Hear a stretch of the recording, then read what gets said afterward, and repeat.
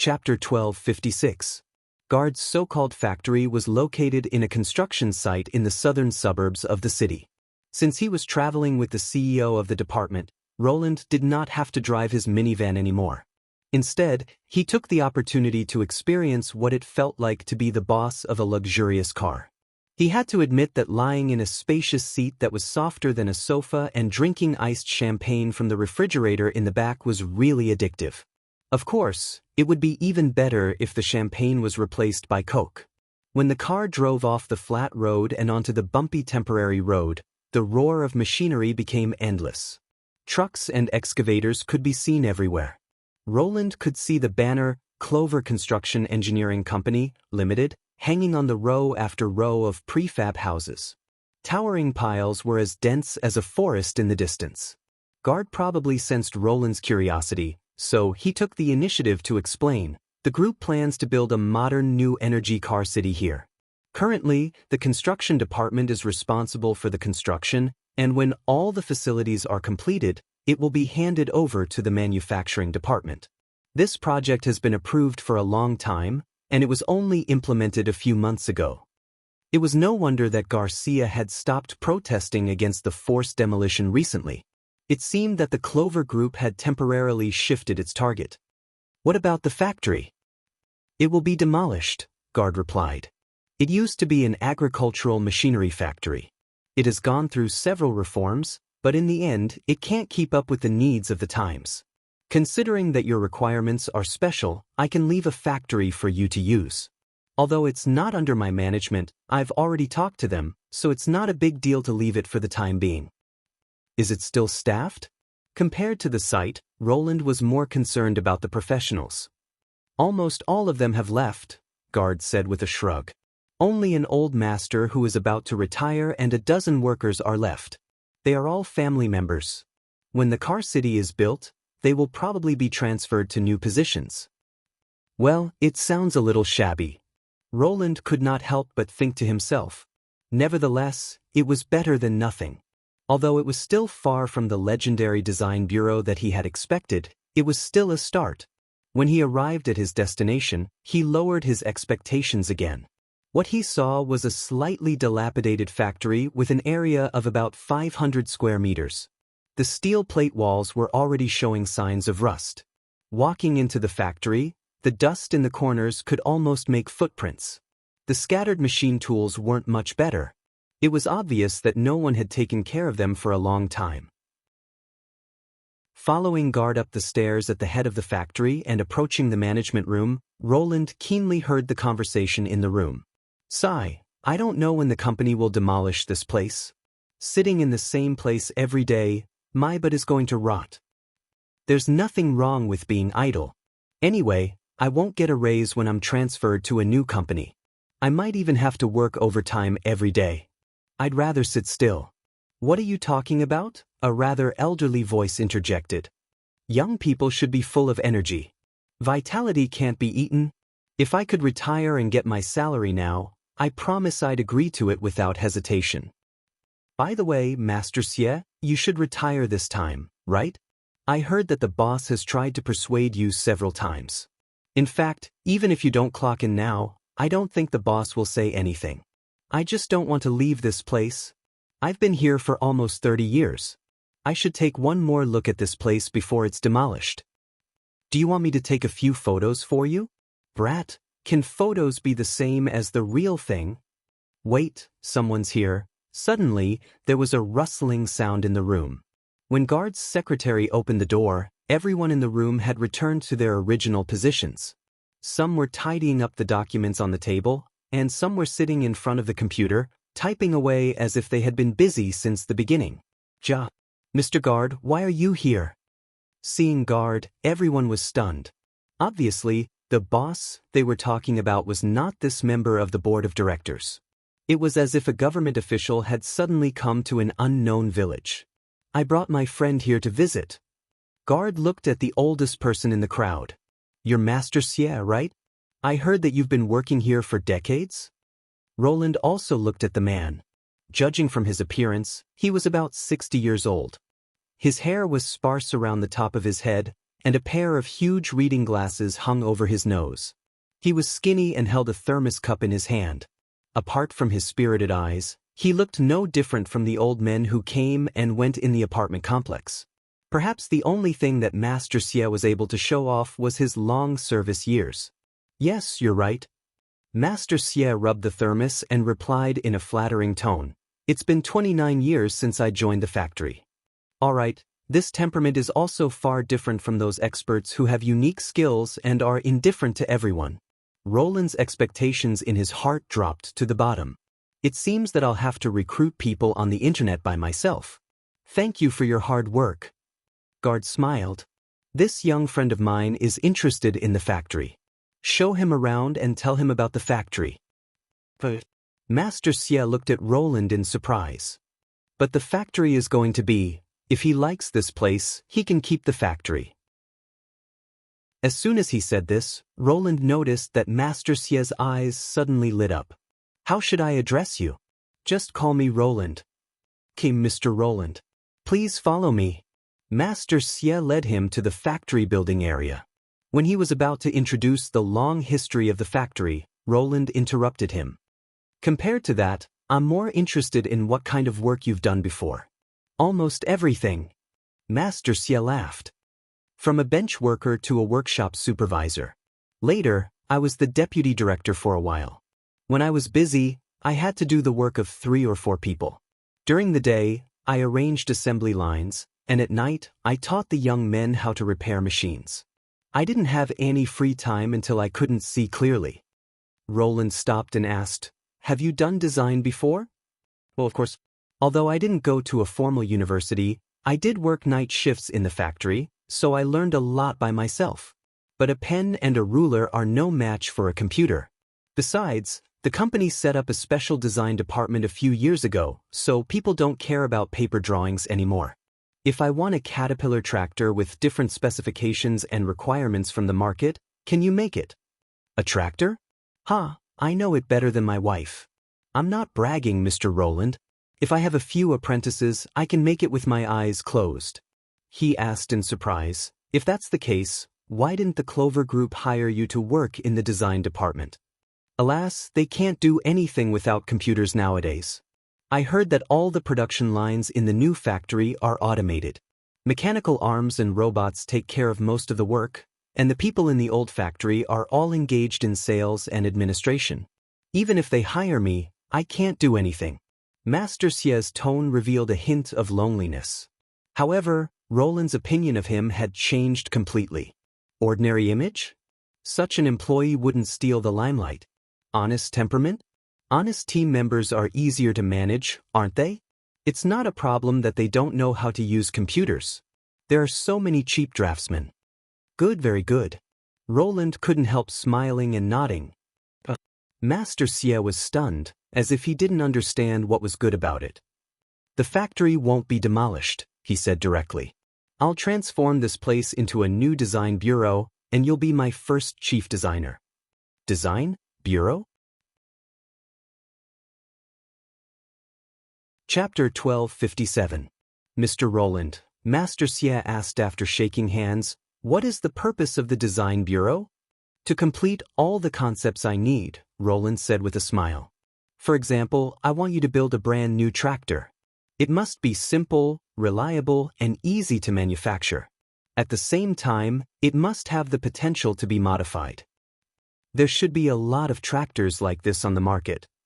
Of course, my requirements are more than that. The above is just the basic framework, Roland said, shaking his head. First of all, except for the engine, we have to produce all the parts ourselves. That will cost a lot, Master Xie said. It doesn't need to be mass-produced, and the price can be comparable to some handmade products. I have a few collector friends who are willing to spend a lot of money to buy them. I see. In addition, the production process can't involve automatic machine tools. Roland looked around.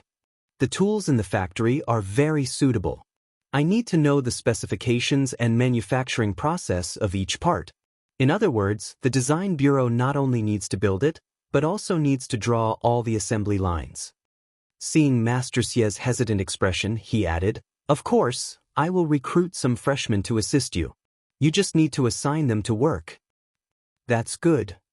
If I only rely on pen and paper, I'm afraid it will take me more than half a year to figure it out.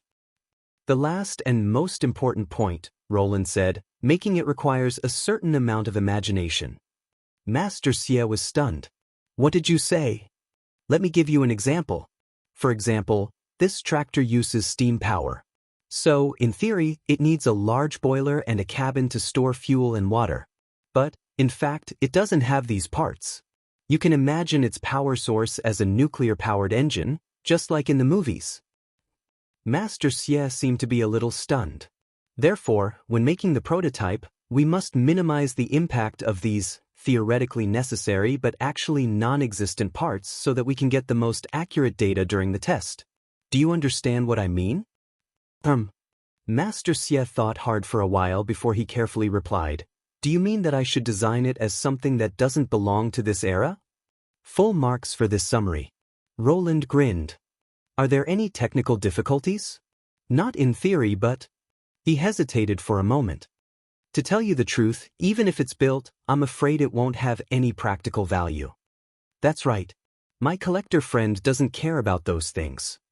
Master Xie breathed a sigh of relief. He then asked, Mr. Roland, I wonder how much the chief's salary is. Just double your retirement salary, Roland said with a smile. Back in the car, Guard put down his glass and shrugged. How about it? Are you satisfied? Not bad. I just don't know how to calculate the expenses of the factory. Roland pretended to be polite. Don't mention these details. It's an honor for the Clover Group to be able to help the Martialist Association. Guard waved his hand. I'll talk to them later and settle this matter. From now on, you're their new boss.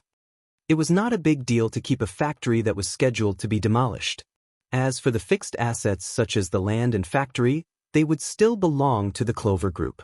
What the Clover Group needed to pay was nothing more than the salaries of some workers and a few processing machines that were waiting to be scrapped. It was undoubtedly a good deal to earn the favor of the guardian of the Prism Town at such a small price. If Roland wanted to collect all these on his own, he would have to spend at least tens of millions, and he might not even be able to do it. Having said that, Roland did not want to miss any opportunity to take advantage of the Clover Group. Is this really a good idea? I've thought about it. If we want the factory to resume normal operation, we'll have to hire a group of workers. In order to increase their enthusiasm, we'll have to set up a reward and punishment system, which will require a lot of money. Well, Guard thought for a moment. I'll assign a financial officer to you later. If there's any additional expenses, just let her know. But Mr. Roland, I can't ask for too much. You know the Clover Group? It's not up to you to decide. Don't worry. I won't make things difficult for you. Sending a financial officer to Roland was obviously a hedge. At least, it could prevent him from burning money uncontrollably. Roland smiled and raised his glass. Thank you so much for your help. It's nothing. The two glasses clinked against each other. 3 days later, the agricultural machinery factory was officially renamed to the Gray Castle Design Bureau. Although it still looked shabby, it was already very busy inside due to the temptation of a promotion and a raise. After settling this matter, Roland suddenly felt the burden on his shoulders lightened. Even his footsteps became lighter when he went to the office the next day. He could not help but feel happy when he thought that he could continue to expand the projects and scale of the Design Bureau of Gray Castle and the remaining precious design time. In this way, Anna would not have to work until midnight every day. She could devote more energy to her favorite inventions and creations, which was killing 2 birds with 1 stone. Perhaps those employees would never know that their drawings would become reality in another world, where they would fight against alien enemies in a corner of the vast and fertile continent to defend the last continuation and glory of mankind. What are you giggling about, Your Majesty? Nightingale appeared in front of him with a contemptuous look. Did you have a good time last night? You didn't do anything you shouldn't have in your dream, did you? How could I? Do I look like that kind of person? Nightingale curled her lips. Actually, it's normal. I heard from Phyllis that the ancient witches didn't care much about these things. They thought it was no different from eating and sleeping. Did she really say that? No, I lied to you. Nightingale squinted her eyes and leaned over. Were you thinking about that just now? It turned out to be a trap. I can only say that you're thinking too much. Roland glared at her. I'm so happy because I solved a big problem. It's not what you're thinking. Well, I'm 95% honest. I'm telling the truth, Nightingale said, spreading out her hands. You're now accurate to a single digit? Yes, maybe it's because I've been using it a lot. I always feel that it's much more sensitive than before. Then what's with the 5%? I'm telling you in advance, I'm not lying. Maybe it's just your subconscious, Nightingale said as she raised the corner of her mouth. Ugh. Roland was speechless. He had a feeling that he would be tricked by Nightingale sooner or later, so he simply stopped talking. By the way, Nightingale said after chewing the dried fish for a while. You haven't been looking at the bloody moon lately. Yeah. Roland realized that he had not looked up at the sky for a long time. The scarlet disk was still hanging high outside the window. No matter when he looked up, it was always in the same position, as if it was still. It's probably because he knows that it's just an empty hole. Just then, the phone on the desk rang. It was from the administrative office. Barav? What's up? Roland picked up the phone. Chapter 1258. Roland passed through several tightly guarded doors and entered the inner chamber of the treasury in the castle area. When he was still in Border Town, all the golden dragons were not enough to fill up a few boxes, but the basement of the castle was enough to keep the entire town running. Ever since he started selling the steam engine and other magic products, his income had increased to an astonishing level. It was not an exaggeration to say that he was raking in money every day. As the territory expanded, so did the expenses. To make it easier for the administrative office to access the funds, he ordered people to build a special treasury between the castle and the administrative office. Although it was strictly guarded, as long as the procedures were in line with the regulations, the department heads could enter the treasury to withdraw funds, which caused a heated discussion at that time. After all, almost no noble would take out all their own money to build a territory, let alone allow outsiders to enter and leave. However, at that time, apart from Barav, no one else knew that Roland did not take these hard coins seriously at all. It did not matter how many coins there were, as long as they could keep up with the needs of the city's development. For a long time, the income of Neverwinter was greater than the expenditure. It had been a long time since Roland heard the report that the savings were running low. Your Majesty! Barav, who had been waiting in the treasury, stepped forward and saluted. Look, we only have the last 12 boxes of Golden Dragon left. Generally speaking, there were about 2,000 Golden Dragons in a box, and the total amount was about 20,000. Compared to the past, when the treasury was full, it looked a little empty. As for the silver wolves and copper eagles scattered in the corner, they were piled up like small hills, but they were of little use. How long can it last? Roland asked. Based on the current trend, 2 months at most. That's faster than I thought. He raised his eyebrows. Is it mainly used on the salaries? Yes, it accounts for more than 50% of the expenses. The population is growing too fast, and the expenses of the engineering team and the smelting team are the most obvious. In addition, you need to hire a large number of ships from the Fjord's Chamber of Commerce, which costs about 4,000 to 5,000 Golden Dragon every month. If you stop this part, the administrative office will be able to hold on until the next sales share of the Joint Chamber of Commerce. You can stop everything, but you can't stop transporting people. Roland interrupted the old butler. Then, Barav rubbed his hands. I remember you said in the last meeting that there was a way to solve this once and for all. Is it true? So you haven't forgotten. Roland smiled and looked around the vault. Perhaps it was expected that such a day would come. The vault was quite spacious and clean. After removing the iron railings and the shelves in the room, it was basically no different from an ordinary house. One would not feel depressed even if they stayed for a long time. It was a good place to print money. When is the next payday? 1 week later. Store these Golden Dragon, Don't touch them for the time being. He nodded. Come with me to the office. I have a new department to set up. We'll talk about the specific rules there. Although this day came earlier than expected, he had started to prepare for it more than half a year ago. The token issued to the Witch Union and sleeping spell was a test. If even the witches could not find a loophole and counterfeit the paper money, the foundation of replacing the metal currency with paper money had been established and could be put into official use at any time. Yes, Your Majesty. Barav seemed to be relieved. It was obvious that he still had a lingering fear of the days when he had no money. Now that he had obtained Roland's approval, the wrinkles at the corners of his eyes eased a little. By the way, Your Majesty, what's the name of the new department? Bank, Roland replied. 5 days later, the bulletin board in the central square of Neverwinter was replaced with a full page of new notices, which caused a great stir among the residents.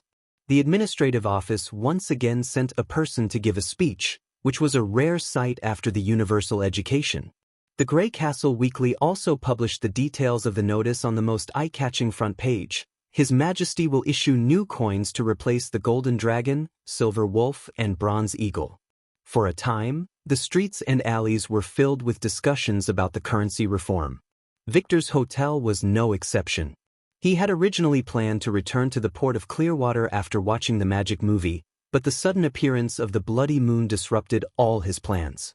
Panic caused the order to become unstable, so he immediately changed his plan and decided to stay here for a while, not because of his loyalty to the King of Grey Castle, but because he believed that if the bloody moon really represented the end of the world, other places would only be worse. When the disaster came, Neverwinter was probably the safest place on the whole continent. The king and queen appeared to appease the people, and the police and garrison cracked down on crime. The order soon stabilized. As a witness of the phantom mutation, Victor was also called to investigate many times. It could be said that he was more scared than hurt. Just when he was about to get rid of the gentleness of the maids and set off for the south, he received the news of the reform. The announcement of the new policy shocked him even more than the Crimson Moon. Neverwinter was going to abolish the gold coin, the currency that had been used since the birth of the human kingdom. As a businessman, Victor's first reaction when he heard the news was that it was absolutely impossible. He thought it was the crazy words of a drunkard. In the Four Kingdoms and even overseas, as long as there were people, gold was a precious thing. How could it be so easy to abolish it? However, the newspaper bought by the maid, as well as what he had seen and heard outside, all confirmed the authenticity of the news. The first clause of the reform was, Neverwinter will issue new paper money to replace the existing currency. It has the feature of compulsory circulation. When used according to its face value, no one can refuse to accept it. This meant that the king could use a piece of paper to buy all the goods of the merchants who stepped into the territory of Neverwinter. In a sense, it was not a problem to say that it was a robbery. When I came back, I saw some people fleeing the city with their goods, Tinkle said in a low voice while lying on the soft couch. Her tone was a little worried. Roland did not know whether she was worried that the clothes of the Rainbow Stone would be forcefully bought or that he would run away like the others. Victor smiled bitterly. The maid did not know that he was actually closely tied to the King of Grey Castle. Without the seeds provided by Miss Leaf, there would be no Rainbow Stone today. No matter what happened, he could not easily abandon the industry in Neverwinter. Moreover, based on his understanding of Roland Wimbledon, these policies would sooner or later spread to all parts of the kingdom.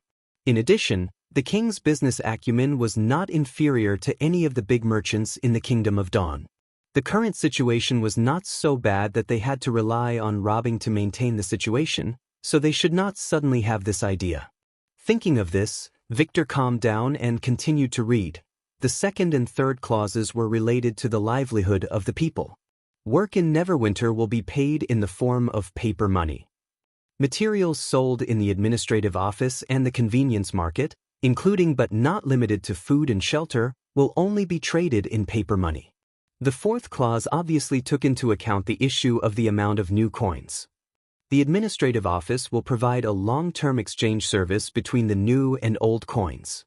At any time, residents can exchange their Golden Dragon, silver royal, and bronze royals for paper money of the same value. They can also exchange the latter for the former. When the new coins are exchanged for the old coins, the administrative office will charge a 5% handling fee. Victor vaguely realized that there seemed to be something more hidden in this clause. The last clause seemed to be specially set up for foreign merchants. Chapter 1259. At the bottom of this clause, there was also a sample declaration form. In addition to the basic information of the merchant, it seemed that the merchant also had to indicate the sales of the goods. Victor read it carefully several times, and suddenly an idea flashed through his mind. I see. His eyes quickly moved between the fourth and fifth clause, and he gradually grasped the purpose of these two rules: taxation. Like most cities, Neverwinter did not exempt businesses from taxes, but in fact, it was not compulsory to pay taxes. He had always paid taxes according to the actual amount, but among merchants, the phenomenon of tax evasion could be said to be common, and people like him were the exception. Those merchants who bought fixed shops would pay a symbolic part of the tax, while those who rented shops or traveled basically did not pay a single cent. Compared with the patrol team that extorted money and took bribes in the past, the stable and relaxed environment in Neverwinter was no different from trade cities such as Valencia and Eagle City, which had zero taxes.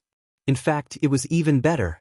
It was this condition that allowed the new king's city to develop a prosperous market in a very short period of time.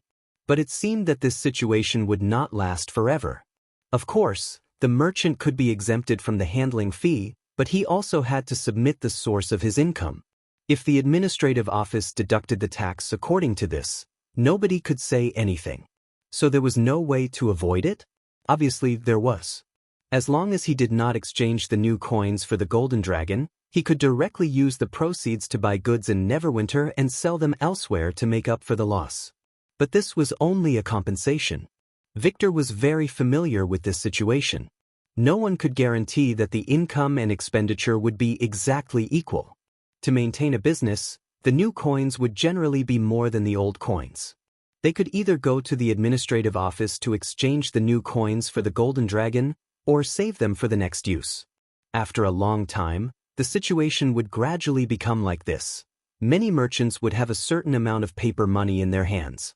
Since it could indeed be used to buy things and was convenient to carry, merchants would sooner or later exchange it among themselves. At first, they would exchange it for gold royals, but later on, they might even use it to buy goods. This also meant that no matter which choice the merchants made, it would be beneficial to Neverwinter. However, the point was that it was not difficult to achieve this, but it was difficult to take into account the feelings of merchants. In the past, there were countless lords who were banned, but these policies of Neverwinter did not actually harm the interests of merchants. The registration could provide tax revenue for the city, thereby creating a better trade environment. Considering that legal operators often received preferential treatment from the policy, it was generally not too much of a loss. The merchants who had been holding the notes did not feel much different from before. They could still avoid the tax and spread the notes in a disguised way. As long as the goods in Neverwinter could not be replaced, the new coins would gradually occupy the position of the golden dragon, even if it was not under the jurisdiction of the king of Grey Castle. Victor noticed that, in fact, it wasn't just the last two clauses. The entire new policy exuded a sense of gentleness. Subtle influence was its greatest characteristic. There was no doubt that as long as the king of Grey Castle controlled the grain trade in his territory, the new currency would be valuable. Even if there were some political factors, the main reason was the vast market in Neverwinter. There was no doubt that as long as the king of Grey Castle controlled the grain trade in his territory, the new coins would definitely have value. Even if there were no lack of policy factors, the main reason was the vast market in Neverwinter. He had thought that it was a pipe dream, but now it seemed that it was not as unbelievable as he had imagined. As long as he controlled it well, King Roland Wimbledon might really be able to do it. Victor could not help but shudder as he thought about it. Replacing the golden dragon was just the beginning. Once everyone accepted the new coins, His Majesty would have unlimited wealth. Any business plan would seem worthless compared to it. If the news spread to the Kingdom of Dawn, The great nobles who were proud of being good at business would probably be shocked. The only problem now was whether others could imitate His Majesty's new coins. 2 days later, on the day of payment, Victor immediately asked Tinkle to buy a set of notes from the residence at 1.5 times the original price. At the first sight of it, the doubts in the jewelry merchant's heart completely disappeared without a trace. "These pieces of paper are so beautiful," Tinkle could not help but exclaim as she played with a brand new note. Indeed. Victor had the same feeling. The new coins looked expensive and were very different from the notes he had imagined. They were soft and tough, which was obviously not the effect of ordinary paper. The most special thing was the patterns on them. There were 7 kinds of notes, ranging from 1,000 to 1. The largest one was equivalent to the golden dragon, which could also be seen from its golden patterns. The remaining ones were 500, 100, 50, 20, 10, and 1. His Majesty had replaced the original unit with the new unit of yuan. According to the different denominations, the colors and patterns were also different. For example, the front of the 1,000 note was printed with the heads of the king and queen, which looked very lifelike. The bottom was marked with the words Royal Bank of Grey Castle. Although it only occupied a small area, the outline was very clear. Upon closer inspection, one would find that both the handwriting and the portrait were pieced together by countless tiny stripes. These stripes were even thinner than a strand of hair, yet there was no trace of contamination or adhesion between the two. Just this point alone was enough to stop others from thinking of imitating it. Victor looked at the other new coins one by one. The 500 note was printed with the Witch Union, the 100 with the factory and workers, and the rest with the new things in Neverwinter, such as the Miracle Building, the train, and so on. The back was uniformly printed with the coat of arms of Grey Castle with a high tower and 2 guns. He could not help but raise the corner of his mouth. Obviously, the patterns on the new coins were carefully designed and repeatedly considered. From the appearance, they were no different from ordinary works of art. Even if they did not have monetary value, some Fjords collectors would be willing to spend money to collect them. This was indeed a very smart method. Printing such gorgeous notes would undoubtedly increase the cost, but it would also subconsciously increase the people's confidence. If it was just an ordinary piece of paper, it would probably be hard to believe that it could replace the golden dragon. However, if it was a shiny thing, the effect would be much better, even if they were not fundamentally different. Victor put down the notes and let out a long breath. "What's wrong?" Tinkle asked curiously. Chapter 1260. How's the exchange going these days? On the 3rd day after the new currency was issued, Roland held a council meeting in the castle hall to discuss the feedback on the currency reform. As someone who had been through the same thing, he knew very well how difficult it was to break a tradition that had been maintained for thousands of years. Any mistake in the process could lead to an avalanche of problems. If the new currency collapsed, the administrative office, and even the prestige that he had accumulated over a long period of time would be seriously damaged. "Less than expected, Your Majesty," Barav said in a relaxed tone. "The exchange quota for the past 3 days is less than 1,000 golden dragon coins. Considering that the initial period of the new policy is usually the most turbulent, the Treasury should be able to meet the demand after that. In order to prevent a run on the bank, the first batch of notes was equal to the total monthly salary. Even if all the notes were exchanged, it could still last for 2 months. But if that were to happen, it would essentially mean that the plan had already failed." "I think you worry too much," the old director said with a smile while stroking his beard. "Exchanging the new currency for the old currency is equivalent to a loss. Most subjects won't act rashly unless it's absolutely necessary. But we can't assume that the people have accepted the new currency just like that," Sirius Daly, the Minister of Agriculture, said cautiously. "I found that the convenience market recently sold a lot more food, dried goods, and seasonings. The trade increased instead of decreased." Roland was stunned for a moment before he realized what was going on. "So that's how it is?" Roland could not help but laugh. The subjects were indeed unwilling to bear the loss of handling fees when the situation was unclear, so they replaced the hazard avoidance items with other necessities. And in the past, food was often used as a general equivalent. As for dried goods and seasonings, they could be stored for a long time and would eventually be needed. A familiar advertising slogan seemed to emerge in his mind. Paper for food, no loss, no fraud. What are you waiting for? But this also made Roland feel relieved. It was not realistic to change people's minds in just a few days, but the administrative office would not feel any pressure if they just turned to buying goods. For example, the output of wheat, eggs, and cheese in Neverwinter was enough to meet the needs of the entire Western region. 3 months later, the Treasury would receive a new round of sales from the Joint Chamber of Commerce, and by then, the situation would be set. It doesn't matter. Let them buy as much as they like. He instructed Sirius, you have to keep an eye on the market for a while. There can't be any signs of a shortage in the market. As long as they don't reach the personal limit, they can buy whatever they want. The goods in the convenience market were all daily necessities. It could also be seen as a shop controlled and operated by the state, and one needed to have an ID card to purchase it. As long as those businessmen with large amounts of capital were not involved, short selling would basically not happen. Yes, Your Majesty. By the way, how did the other merchants react? Your Majesty, Barif continued, the merchants in Neverwinter are vaguely divided into 2 factions. The peddlers from all over the continent are still in a wait-and-see state. Many shops have announced their closure. Do you want to? He made a gesture of dismissal. If they can't refuse to accept SGD, should they just close their doors? Roland shook his head. The law doesn't apply. The lease of the shop hasn't expired yet, so it's up to them whether they want to open for business or not. What about the other faction? The big chambers of commerce in the fjords didn't react much and continued their business as usual. However, I've received many letters from the fjords merchants asking if they can pay for the steam engine and paddle steamer with SGD. I've given them a positive reply as per your request. The reception room was instantly filled with whispers. Obviously, everyone was quite surprised by the situation. In their eyes, it was a disgrace to Grey Castle that the peddlers from their country had lost to the overseas merchants in supporting the king. Roland did not care.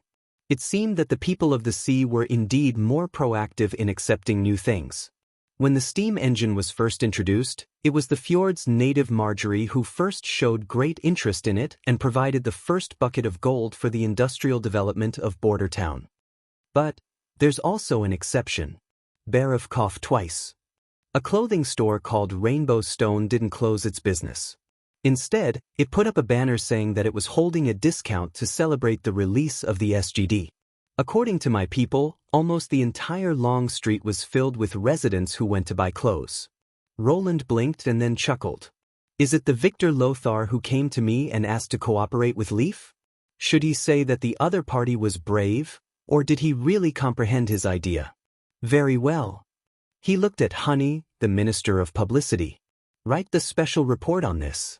At times like this, confidence is more important than gold. Understood. Honey nodded. Yes, Your Majesty, confidence is more important than gold. Edith, who had been listening to them, suddenly said.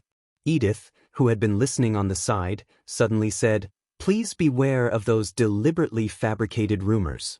I think they will come soon. What do you mean? Barif frowned. Will there be people who deliberately want to harm the SGD? It's normal. There are people who benefit from the policy, and there are also people who suffer. For example, those merchants who don't want to accept the SGD, or those who simply want to shake His Majesty's foundation. You don't think that the nobles who once caused such a ruckus will really stop after only 2 years, do you? The old director was speechless. Of course they didn't. Roland knew that they were just temporarily dormant. As soon as he showed weakness, they would show their fangs again. Even if the demons were already at the city gate. Don't worry. Honey and Summer will watch out for me. And me. The mines in the western region will never have too many people. A cold voice rang out in the conference hall. Although they could only hear the voice and not see the person, no one would think that it was a joke. Roland looked around and said, Listen, This is just the beginning. After the first few months of stability, the SGD will be promoted to the whole country as soon as possible and completely replace the circulation of the Golden Dragon. This is very important for us to win the battle of divine will. Everyone still needs to work hard. As you wish, the crowd said in unison. Your Majesty. Bhairav agreed and then hesitated. We need to produce so many SGD in a few months. Can we make it in time? The current quantity is just enough to replace the salary, but it doesn't mean that the production is limited. You don't need to worry about that, Roland replied. Although the SGD was just a piece of paper, it was the pinnacle of technology in Neverwinter.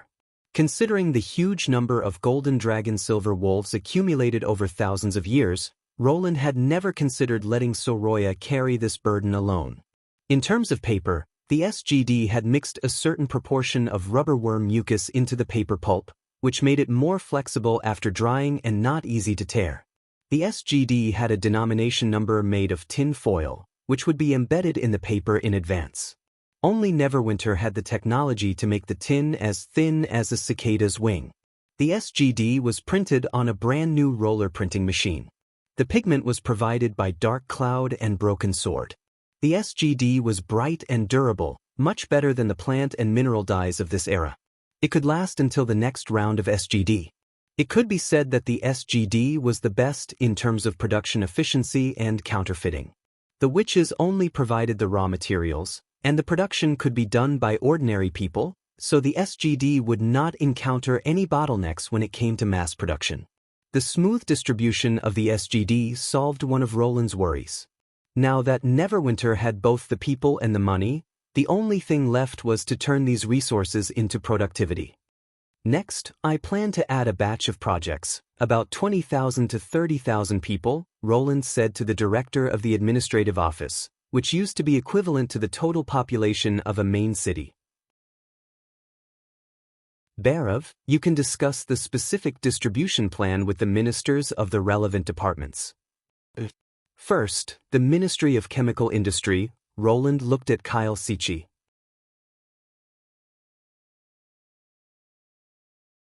Chapter 1261. I need to expand an ammonia plant and a nitrate plant.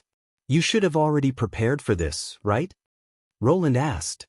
Previously, the two plants were stuck on catalysts and had to rely on agatha and paper to solve the problem. The output had always been maintained at a moderate level. It was much higher than the original acid production method using saltpeter, but limited by the witch's magic power and population, there was no way to further expand the scale. Since completing the periodic table of elements, the chemistry laboratory immediately focused on establishing samples. With Lucia's element separation, the Ministry of Chemical Industry had now matched the elements on the table with the actual samples. This made some rather rare materials, such as platinum and rhodium, which were commonly used in industrial nitrate production.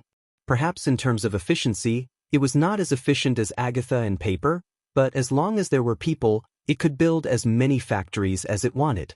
As the saying goes, if quality was not enough, quantity could make up for it. Without the witches, quality and quantity could not be discussed. Yes, Your Majesty, Kyle said slowly. We've already verified the principle and made a small reaction vessel to simulate the synthesis process. As long as there are enough people, we can start construction at any time. I can give you priority to the literate immigrants. Go prepare after the meeting. Roland paused. In addition, I plan to open a new production line for lead-acid batteries. The Minister of Chemical Industry did not show any strange expression. Others might not know what it was, but he had already read all the books on elementary and intermediate chemistry, and all the content was engraved in his mind. Lead-acid batteries were also commonly known as batteries. The materials used were very simple: lead, lead dioxide, and dilute sulfuric acid. It was not difficult for the alchemist workshop, let alone the current Ministry of Chemical Industry. Using electrolyte solution to light a lamp was a classic experiment in high school chemistry. The advantage of batteries was that they could be recharged repeatedly and only needed to be refilled with pure water every once in a while. The difficulty of manufacturing lead and lead dioxide plates was close to zero. They had not been produced before because they had limited uses and were not a priority due to the lack of population. The amount you need is about. Kyle took out a small notebook and recorded. 100 units per month is enough, Roland replied. The battery was mainly used to start the piston engine's cooler. As the most dazzling industrial crown of Neverwinter, it was really unstylish for the ground crew to shake the biplane when it took off. Previously, Neverwinter did not have enough manpower. Now that Neverwinter had received a large number of immigrants, they naturally did not have to worry too much. With more people, they could do whatever they wanted. With such a small amount, the factory will only need to hire a dozen new people to complete it, Kyle said as he stroked his beard. Of course, the manufacturing of the lead plates, shells, and other components will require Her Highness Anna's help. If you can provide detailed drawings, the Ministry of Industry has no problem. Anna nodded. In that case, allow me to think about it for a few days before I submit the blueprint. Roland took a sip of tea with satisfaction. After several years of training, the administrative office was now full of talents, and cross-departmental cooperation had become the norm. This allowed him to only mention the beginning of many new projects, and someone else would finish them later. Next is the Ministry of Industry's mission. After the Battle of Tequila, his brain had a lot of things that needed to be improved and supplemented. Now, he could finally let go and start working. The first thing he needed to do was to improve the combat capabilities of the infantry squads. This was the so-called General Machine Gun Project. The Mark I HMG would be replicated with lighter materials and its structure would be optimized so that the gun body and frame could be separated and carried by one person. Bullets would be supplied by either a cartridge or a magazine. In this way, they could immediately launch a counterattack whenever they encountered an enemy. Even if the enemy was a senior demon, as long as they were not ambushed, they could provide suppressive firepower and create opportunities for the anti-demon grenadiers. Since there were no major changes to the structure, the focus of the lightweight project was on the materials. For example, aluminum alloy and plastic-like products made from rubber worm mucus. The production of both was not high, and the demand for biplanes was high, so the production would not be high. But it was better than nothing. Moreover, the Air Knight also needed machine guns, so putting this project on the agenda could be regarded as killing two birds with one stone. In Roland's opinion, even if the First Army fought in the Kingdom of Wolfheart and the Kingdom of Everwinter, they should still maintain their local superiority and firepower. Only elite squads with special missions such as reconnaissance, cover, and rescue would be equipped with this weapon. In addition, the semi-automatic rifle modified by Van had been transferred to the munitions factory for official production. Currently, they were replacing the bolt rifle at a ratio of 1:5, which meant that 1 out of 5 people would be equipped with a Van or rifle. In addition to the logistical pressure, the linkage mechanism was exposed, which would reduce the durability of the rifle and cause it to jam easily. However, it could really improve the firepower of the soldiers. The second project was the biplane. After nearly 4 months of high-intensity testing, the first-generation biplane had been finalized and was named Skyfire. It was similar to the Unicorn, and its structure could not be considered complicated.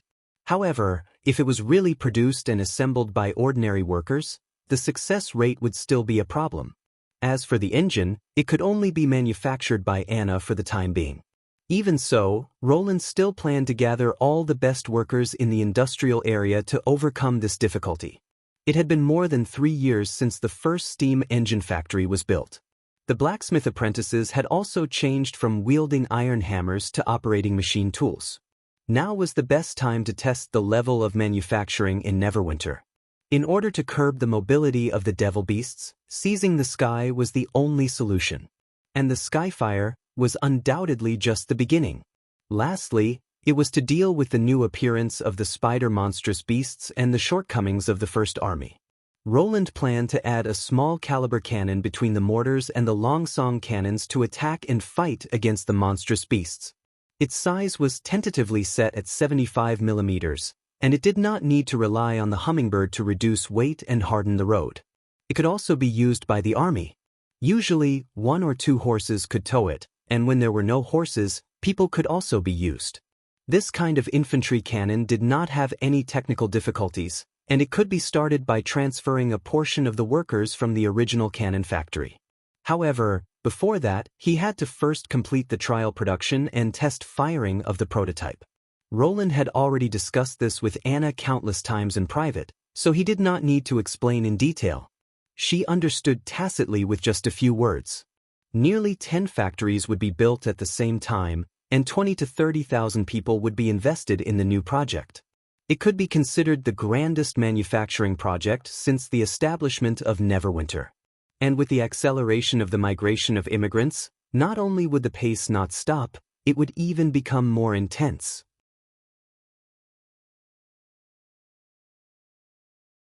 Chapter 1262. On the other side, the Aerial Knight Academy in Grey Castle was also bustling with activity. All the training planes had been dragged out of the hangar and lined up at the end of the runway. More than 30 official trainees held their breath and listened attentively to Princess Tilly's lecture.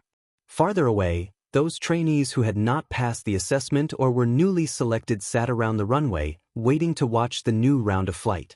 From today on, your training will enter a new stage. Tilly stood in front of a group of people who were much taller than her. She raised her head and said, "Think about what you've learned in the past month and tell me loudly." "Pat, you start first."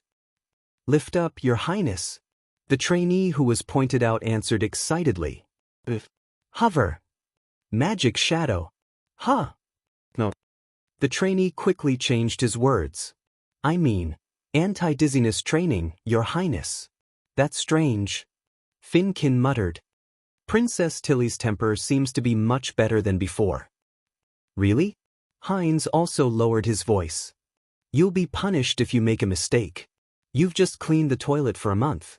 Have you forgotten?" "I'm not talking about that." Finkin looked at Good. "What do you think?" Good nodded slightly. "I have the same feeling." He had always felt that Princess Tilly seemed to be inexplicably anxious, which probably had something to do with the poor performance of the Aerial Knight Academy. Out of the 200 or so people who had passed the test, only about 30 of them were standing here. It would not have been a big deal if it was just the low passing rate. Airplanes were being sent in one after another, but there were still only 6 usable airplanes in the hangar. The rest had all been damaged during the test. According to Instructor Eagleface, a plane was even more expensive than a ship. Thousands of gold royals were gone just like that, so no one would be in a good mood. However, the situation seemed to have changed recently. Her Highness was still strict, but there was less of that suffocating heaviness between her brows. The number of airplanes they crashed recently had not decreased. "Finkin, it's your turn," someone around reminded him. Finkin hurriedly straightened his back and said, "Discipline. Your Highness, I've learned discipline." "And duty," cried Hines. The crowd roared with laughter. "TSK, I've already suggested that we should send these guys into the barracks and educate them for a month or 2. This is what it's like to be a commoner. Just bear with it." Obviously, these words came from the mouths of students selected by the army. After being punished to clean the toilets for a month, their deeds had become a model for the entire academy. However, the other students who were born as commoners would at most join in and make fun of them. Only the First Army would scoff at their behavior and want to immediately escort them to the North Slope mine. Tilly didn't say much. "Next." Good cast aside all distracting thoughts and said seriously, "Passion." Whispers could be heard in the queue again. "You call this learning?" "I'm afraid you can't think of any other words." He had thought that Princess Royal Highness would express her dissatisfaction or ask further questions, but she only looked at him for a moment and then turned to the next student. After everyone had answered, Tilly nodded and said, "You haven't been flying for a long time, but you've learned a lot. Now, integrate them together and use them in the following training, whether it's technique or willpower." "Yes, Your Highness." The student stood up and said, "You'll be divided into 2 groups, with 3 teams on each side. You'll have a simulated fight. The rules are simple. As long as you can keep your opponent within the crosshair for 10 seconds without being shaken off, it'll be a success. In the past, you've only practiced shooting fixed targets on the ground, But this time, you'll experience what a real aerial duel is like. Everyone was instantly excited. Your Highness. A student raised his hand eagerly. Speak. There's no bullet in the gun, right? Fool, Finkin sneered in a low voice. Of course not. Tilly shook her head. To be precise, there's not even a gun. It's just a model mounted on the nose and body of the plane. You don't have to worry about pulling the trigger out of nervousness and shooting your teammates down. Everyone laughed. Besides, shooting in the air is far more complicated than on the ground. It's not guaranteed that you'll hit when you're within the crosshair, so even if there are bullets, you'll probably miss. She shrugged. Any other questions? Sure enough, Princess Royal has changed a little, Good thought to himself. If it were the old Princess Royal, she would not have shown such a relaxed expression. I, Finkin raised his hand. After getting permission, he glanced at the students of the First Army and said, Your Highness, since it's a confrontation, how do we determine the winner? Even if I bite my opponent so hard that he can't fight back, it doesn't mean that he's willing to admit defeat. Although formal students had never been exposed to aerial combat, they had been taught the basic concepts in class. If an aerial knight wanted to defeat an enemy, it should try its best to aim the nose of the plane at the target. This process was called biting. Although there was a gun in the back seat, the shooting angle was limited, so it was mainly used to assist and restrain the enemy's pursuit. It's up to me to judge. Tilly took the hands of the two girls next to her and said, They're guests I've specially invited. I'll be watching your every move. Don't try to bluff your way through. It's Lady Sylvie. The other one seems to be the manager of the sleeping spell. Good heard the students of the First Army whisper behind him. And the trainee phalanx over there isn't just sitting there, the Princess Royal continued. Do you see the two-colored flag in their hands? Looking down from the air, they're arranged in 6 numbers. After you take off, the green flag means normal, and the red flag means you've been shot down. When you notice that your number turns red, you'll have to retreat from the combat zone and return to the airport. Do you understand? Good, I'll split up now. Surprisingly, the teams were not arranged in order, but there was a special name list. Finally, Good and Finkin were assigned to the same team, which was number 2. This is the first batch of candidates for boarding training. It's up to you to decide who will pilot and who will shoot. After 15 minutes, teams 1 to 3 will take off first. Don't linger over the airport. The last 3 teams will take off in 5 minutes, and then the training will officially begin. Tilly clapped her hands. Show me everything you've learned. Good could not help clenching his fists. He felt his chest throbbing. Did you notice that? Finkin leaned over. Yes, Good replied. The first and second teams were not randomly selected. The first 3 teams were all civilian students, and the last 3 teams were all from the First Army. Her Royal Highness wanted to see which side was stronger. Oh, that's exactly what I wanted. Finkin rubbed his nose. I've endured their mockery for a long time. I admit I made a mistake and was punished, but since I'm an empty knight, I'll have to fight in the sky. Good did not care who won or lost. He only hoped that he could fly a little longer each time, so that he could stay in the joy for a little longer. He looked down at his hands, which were trembling slightly, as if responding to his heart. Just the thought of being able to hold onto the joystick made him feel a surge of warmth throughout his body. I'll pilot the plane. You just focus on shooting. Finkin patted him on the shoulder. You know it's impossible, Good said without hesitation. They looked at each other for a long time. Finally, Finkin said helplessly, Okay, the old rules. There was a simple and effective ruling method popular in Neverwinter. No one knew the exact origin of it. Some people said it was used by the Witch Union, while others said it came from His Majesty. Anyway, it was very effective. Rock, paper, scissors. I won. Good withdrew his hand. Finkin stared at his fist for a long time and then muttered resentfully, It's just this time. There'll be more training like this in the future. They came to the parking lot of the biplane and boarded the plane according to the serial number. Guys, come on. Heinz winked at them from the side of the runway. He was not on the list of the first opponents, so he felt that he was the one who encouraged them. The meaning of his winks was self-evident. Humph, we didn't train for nothing.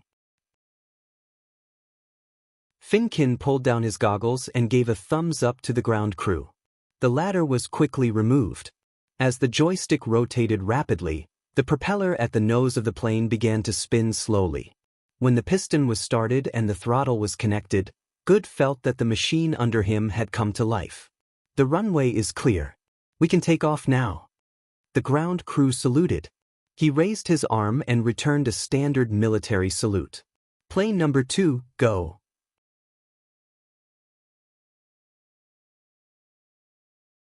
Chapter 1263. With a series of roars, the first group of 3 planes left the airport one after another. Which side do you think will win? Tilly asked. Should we bet on the chaos drinks? Sylvie said uncertainly. No, just a guess, Camilla said with relief. The latter seemed relieved. Then I guess the second group. They're all selected from the First Army, right? That's right. Tilly nodded. What about you, Camilla? It doesn't matter which side you're on, Your Highness. Camilla Derry sighed. Although this thing is indeed magical, 30 people are equivalent to 10 devil beasts. Even if the number of devil beasts is doubled, it will still have a limited effect on the situation. I'm afraid it's not worth your attention. It's just for now, Tilly said with a smile.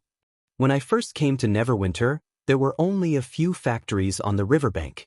Now, it's almost extended to the port of Shallow. Besides, the devil beasts today haven't changed much since 400 years ago, but these things have changed several times in just half a year. Who knows what will happen in the future? Camilla was silent for a moment. I can't argue with you. But I still have to take care of Sleeping Island. I've been here for too long. Sorry I made you worry. No, Your Highness, I know, Tilly said frankly. You should have left Neverwinter after the Northern Expedition, but you stayed because of me. Thank you, Camilla. I'm fine now. The chief butler looked at her for a few seconds and then nodded slightly. I understand, but I can't handle Sleeping Island alone. If you have time, you'd better go back and have a look. The witches who stayed behind are looking forward to your return. They still don't want to come to Neverwinter? Yes. Some people are really hurt too deeply. Although it was only a small part, it also meant that the bloody and cruel past had not completely disappeared. Perhaps it would never disappear. I'll go back after we win the Battle of Divine Will, Tilly said. What if we can't win the war? Just then, the second group of planes roared across the runway. Tilly didn't answer. Instead, she smiled and said, The training has begun. Come on. Hey, do you think Her Royal Highness can really notice the movements of 6 planes at the same time? Finkin roared behind him. The airflow flowed along the fuselage, making whistling sounds. If they were facing the sea breeze, the noise would almost fill the entire cabin. If they didn't shout with all their might, they wouldn't be able to hear each other. That is His Highness' business. His Highness has the final say. Good roared back. At this moment, he noticed that 4 of the 6 numbers on the airfield in the distance had turned green, which meant that Team 2 was taking off. Since they couldn't stay in the Academy's airspace, the 3 planes of Team 1 almost unanimously chose to take a detour toward the sea. He could not see the movements of fighter jets 4, 5, and 6, but there was no doubt that their opponents had noticed their route, so they would not immediately follow them. Climbing and accelerating required time, and rashly barging into the advantage zone of the first to fly would put them at a disadvantage. I feel a little nervous when I think Her Highness is watching me. If she can judge the direction of the crosshair, her line of sight must overlap with mine. Doesn't that mean she's in my arms? The plane plummeted a little. Finkin, who had been interrupted, shouted, What the hell are you doing? Can't you control it better? I'm trying to save you, fool.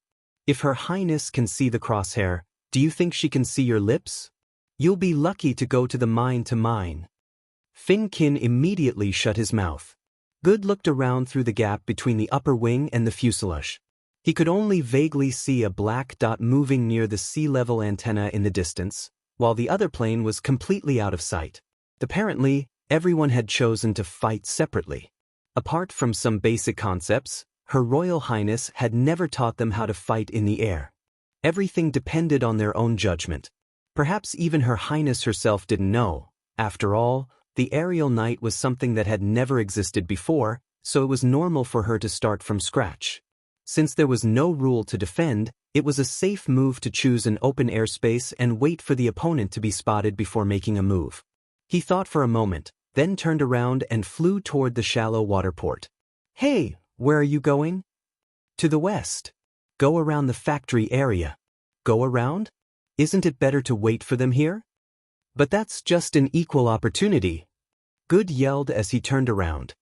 "Think about it, how will they fly?" He really didn't care about winning or losing, but the winner would obviously have a longer flight time. How else can they fly? When they get higher and faster, they can come to the sea to find us. That's right. Since they didn't know when the second group would be ready, the first group couldn't get an accurate time to attack, so they were more inclined to defend, just like the knight who had chosen the battlefield and was waiting for the opponent to charge. And there was a way for him to seize the best opportunity to attack first. That was when the second group focused all their attention on the plain above the sea. On open ground, it was difficult to escape detection when a group moved over a large area. But the sky was not the same as the ground. In addition to left and right, there was also up and down. If only we can see them, but they can't see us, we can break the balance. Good said aloud. You don't think they must have less practice than us, do you? Ah, I see. Finkin patted him on the shoulder. I thought I was cunning enough. I didn't expect you to be even more cunning than me. But I like it. Let's do it. Cunning. Are you complimenting me or scolding me? Good rolled his eyes, lowered the nose of the plane, and descended toward the sea. The plane's altitude quickly turned into speed, and the plane disappeared under the sea cliff. At the lowest point, the plane's wheels were almost level with the top of the mast of the ship, and such a low flight attracted the attention of the sailors on the ship. When the plane flew over the shallow water port, there were even cheers and whistles on the dock. But the reaction of the immigrants was obviously different. They all stared at the sky with their mouths agape, looking terrified. There was even a slight disturbance in the queue to get off the ship. Don't fly too low. Otherwise, the police will report us and we'll have to clean the toilet for another month. Finkin reminded. Don't worry. This distance should be enough. Good slowly pulled back the control stick, and the plane gradually leaped out of the horizon and flew into the factory area. This area was equivalent to the west of the airport, where smoke rose all year round. It was unlikely that the second team would choose to ascend here. Tilly, who was watching the sky through the eye of magic, let out a soft cry of surprise. That's escaping? Sylvie also noticed the scene. Probably because they can't sit still, Tilly said with a faint smile. With the help of the eye of magic, she could see the entire sky clearly. The 3 biplanes of the second team had all taken off. Unlike the first team, the students of the First Army did not immediately go to the seaside to find their opponents. Instead, they continued to hover in the north until the third plane was ready and flew south in a row. Although it took them a long time to assemble, the 3 biplanes did not stray too far away from each other. Interesting, Tilly thought to herself. She neither taught the students how to fight, nor did she arrange the air space and formation for the simulated battle. It could be said that it was their own decision whether to fight separately or in a group. There was no doubt that no matter who won or lost, after today, the flight manual would no longer be blank in terms of combat content. Sure enough, they're not here. After confirming that there was no trace of the opponents, Good immediately stepped on the accelerator to the limit. The plane roared as it climbed high into the sky. It was not until the wind gradually died down that he turned to the southeast. There was no point of reference in the boundless sky. At this time, even if the students of the second team looked over, they would only regard the sesame-sized black dot as a goshawk. The number 2 plane circled around and returned to the Air Knight Academy from the rear.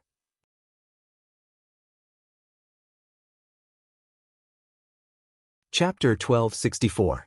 Tilly saw that the first flight team had also noticed the approaching opponents. Plane number 1 and plane number 3 spread out in two different directions at the same time, seemingly wanting to attack the second team from the flank. The second group was not as orderly as the first group, but they were still aiming for plane 1, which was closest to them. This immediately put the latter in a disadvantageous position, 1 against 3. With the help of her magic eyes, she could clearly see the nervousness on the pilot's face. Since the two groups were almost facing each other head-on, as long as the crosshair was firmly locked onto one plane, it was not impossible to trade one plane for one plane. However, the pilot's nervousness affected his movements. After aiming for only 2 or 3 seconds, he stepped on the left pedal and chose to evade. At this time, the distance between the two groups was still more than 500 meters, which allowed the second group to adjust their course without any burden, from a head-on attack to a pursuit. In order to get rid of the tail as much as possible, Plane 1 began to perform various maneuvers. Just as Tilly had said at the beginning, the pilot had used all of his life's knowledge. To be able to master the technical requirements of each maneuver in a short period of a month, he must have practiced hard. However, the First Army students were not inferior to him. They were not shaken off by the series of dives and sharp turns, and followed behind the opponent unhurriedly. Coupled with the advantage in numbers, they did not need to keep their noses fixed on the opponent at all times, while the latter had to pay attention to the movements of the 3 planes at the same time. The numerous maneuvers greatly reduced the altitude and speed of Plane 1. Seeing that there was no way to get rid of them, the pilot gritted his teeth, turned around, and flew toward Plane 3, which was still rushing over. At the same time, the second group also found the best opportunity to attack. Plane 6, which had been maintaining a high altitude, suddenly dived and cut diagonally toward the tail of Plane 1 at 7 o'clock. Although the machine gunners saw this and the pilot did his best to save the plane, it was too late for the plane to shake off this round of strafing. 10 seconds passed in the blink of an eye. Tilly nodded in satisfaction. Square 1 raised the red flag. At this time, Plane 3 finally arrived. They were facing Plane 6, which was climbing, and Plane 4 and Plane 5, which were in good condition. The situation seemed to be overwhelmingly unfavorable. That was if Plane 2, which had been at the highest point, was not included. She cast her gaze toward the sky above the academy. I see them. Finkin leaned half of his body out of the seat and shouted, Wait, the number 1 plane seems to have been shot down. Are you sure? The number 1 on Sosnovka military base has turned red, but they haven't left the battlefield yet. That's only because they haven't realized it yet. Good frowned. His teammates had held on for a shorter time than he had expected. What about Plane 3? If I'm not mistaken, that's the black dot coming from afar. Finkin yelled. Buddy, they're in a mess now. It's time to join the battle. Wait a little longer, look behind you. Can you see the sun? He turned around and immediately closed his eyes. Hey, you are indeed the pilot I chose. Now that I'm facing you, I can hardly open my eyes. You were the one who lost the rock-paper-scissors game. Good shook his head helplessly and pressed down on the joystick. In that case, let's go. Yay! Finkin yelled. The roar of the star-shaped engine drowned out the sound of the wind. The entire plane seemed to be trembling in the violent airflow. The feeling of falling against the wind always made Good's blood boil. He was a charging knight, and he was charging through the entire sky.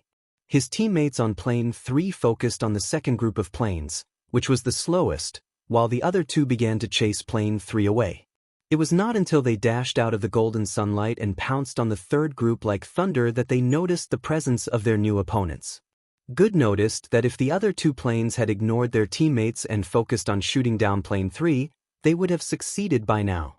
It was this consideration that gave him the best opportunity to shoot. It was too late for the 2 planes to realize that something was wrong. After quickly flying over Plane 4, Good immediately switched his target to the plane marked with the number 5. He had already locked on to the plane marked with the number 5 when he dived. Although it was a trick and did not mean that he could really shoot down Plane 4 at that distance, this was the rule set by the Princess Royal. He believed that Her Highness had seen everything. His teammates could be forced to withdraw from the confrontation training at any time, So he had to hurry. The four biplanes were entangled with each other. The situation became very tense, especially for Plane 5. Good could even see the ferocious expression of the shooter on the other side of the plane. Although his plane had lost its concealment ability, it still had the advantage in speed. After several rounds of competition, Good finally managed to get a long time to aim. Just when he thought it was about time, Finkin reported the result from the back seat. The flag of Plane 5 has turned red. Plane 3 was also eliminated almost at the same time. Plane 6 and themselves were the only ones still holding the green flag at the airport. Plane 3 could not get enough time to aim, probably because the two planes of the second group put too much pressure on their teammates. Plane 6 soon appeared behind them after taking a breather. What the hell are those guys doing? They didn't even shoot down one plane. Finkin cursed as he turned the machine gun. Now it's 3 against 1.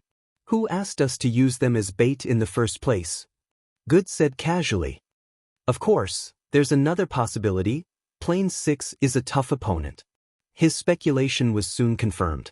No matter which direction he turned, Plane 6 followed him closely and did not give him any chance to shake off.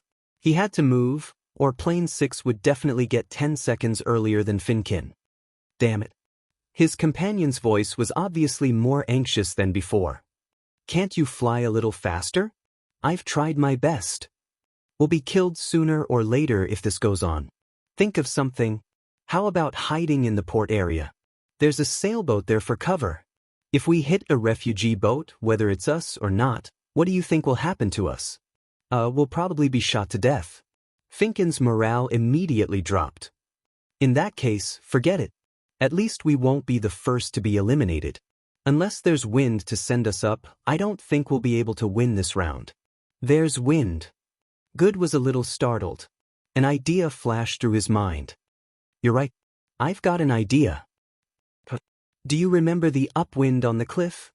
The sea breeze blowing from the swirling sea to the land was not constant, especially on the side near the coast.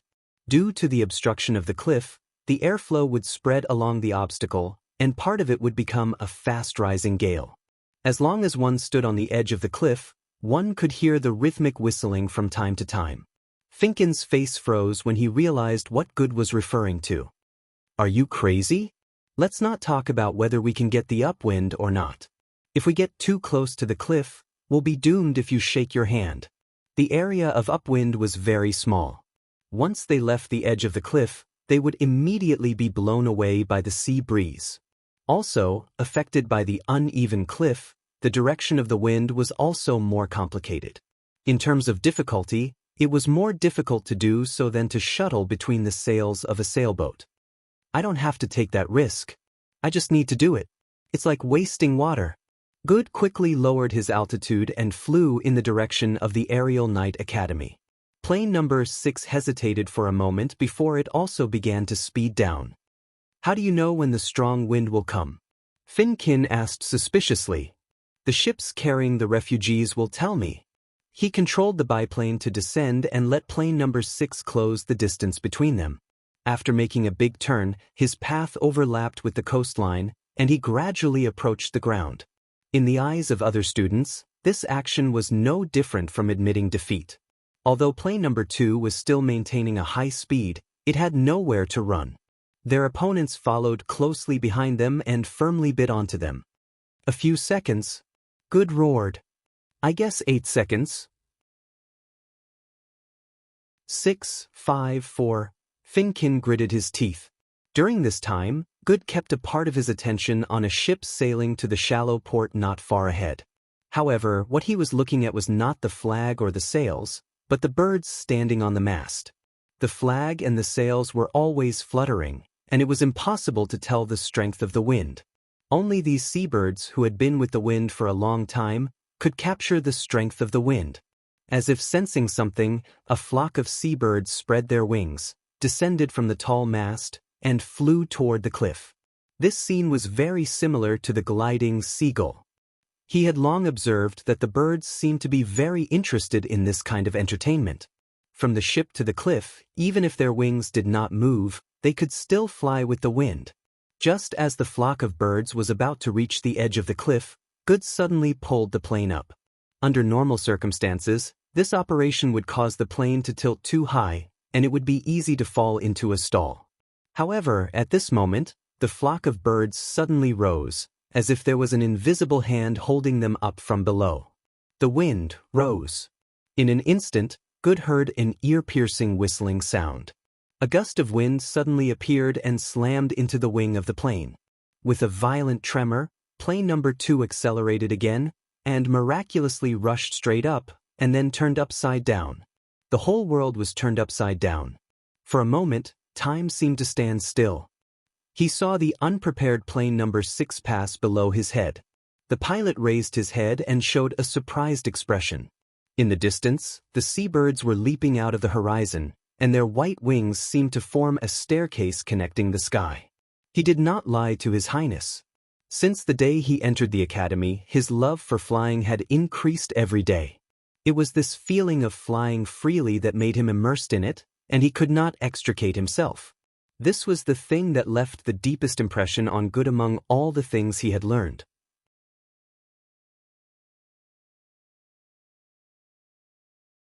Chapter 1265.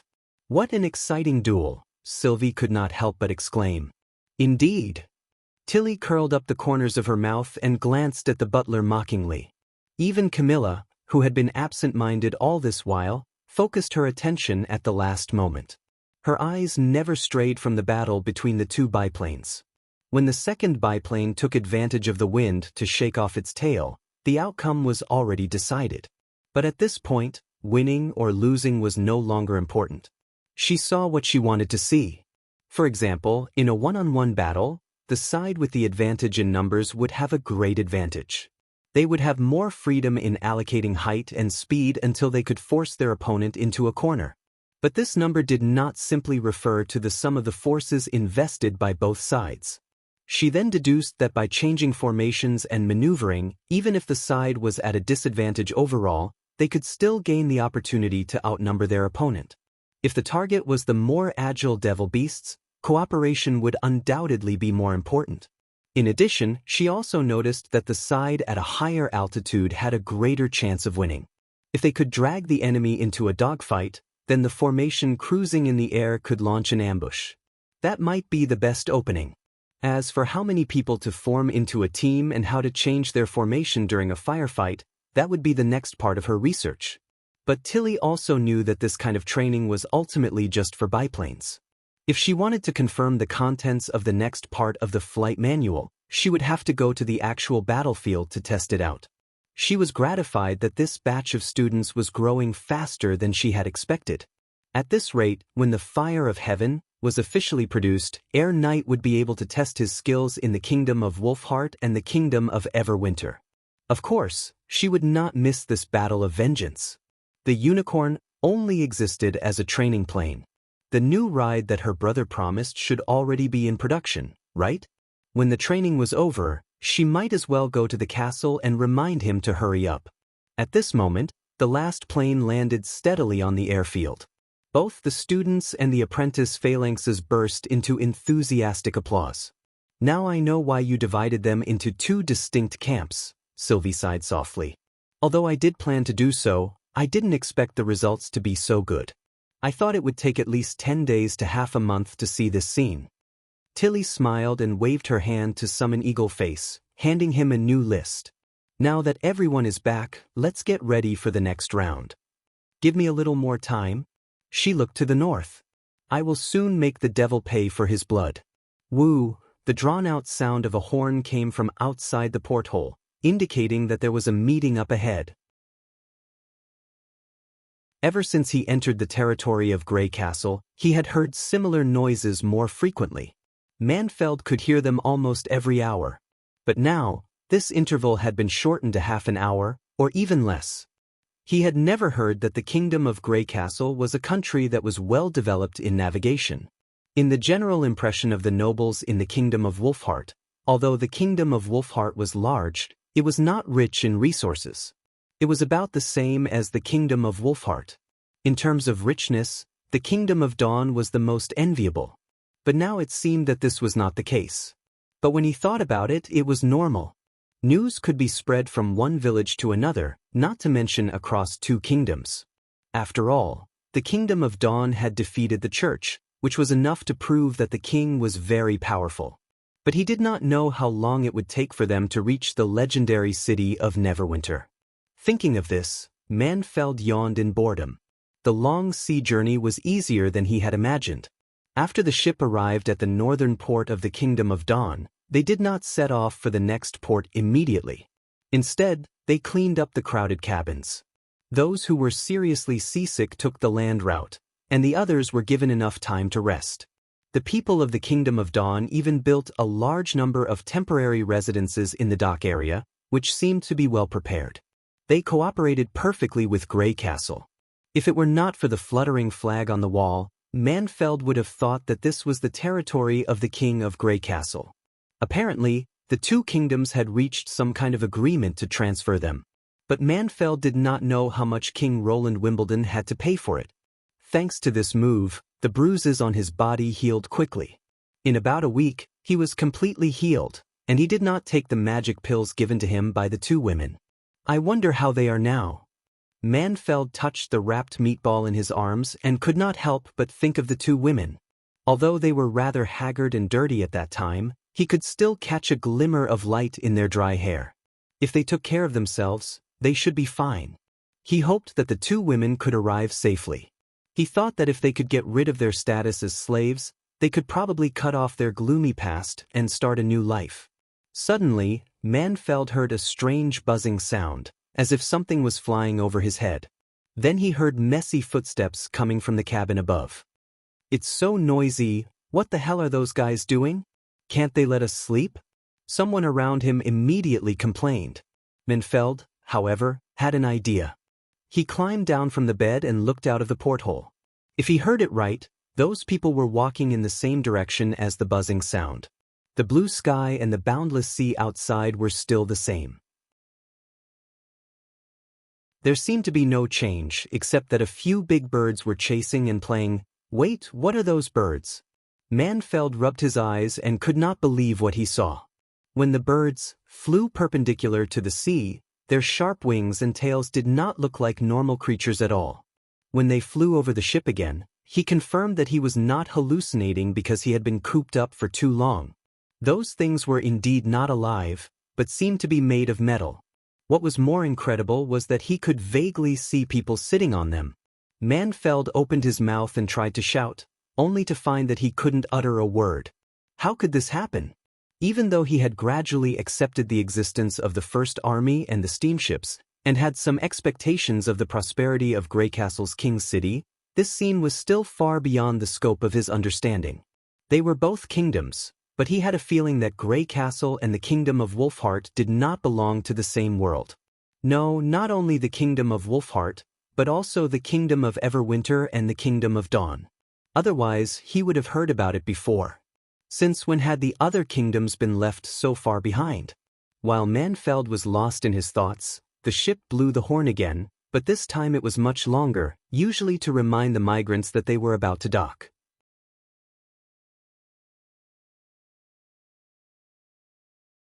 Chapter 1266. Line up, don't push, shouted a man in black uniform from Grey Castle as he shuttled through the crowd.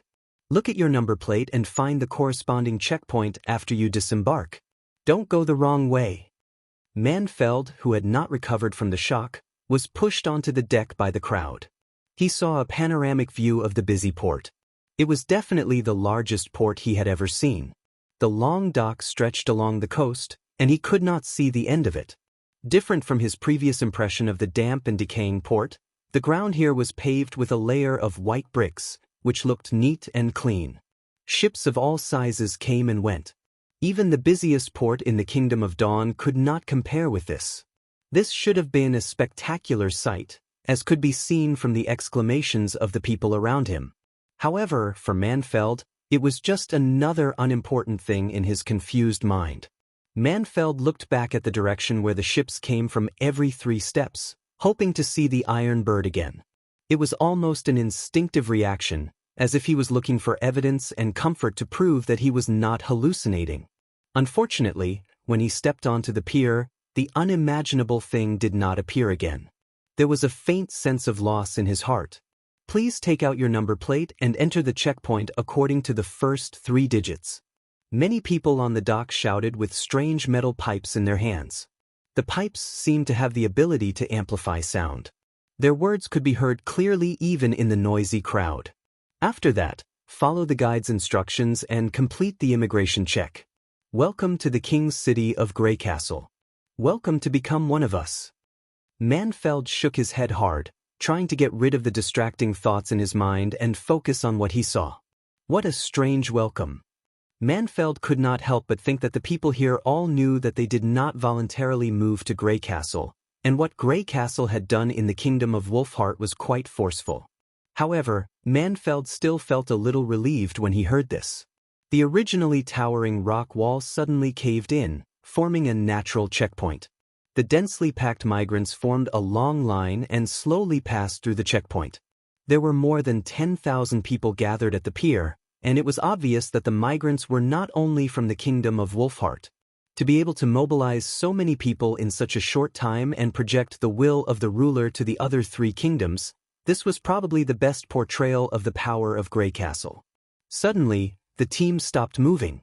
Manfeld heard a commotion behind him. Not only the outsiders, but even the men in black who were maintaining order were surprised.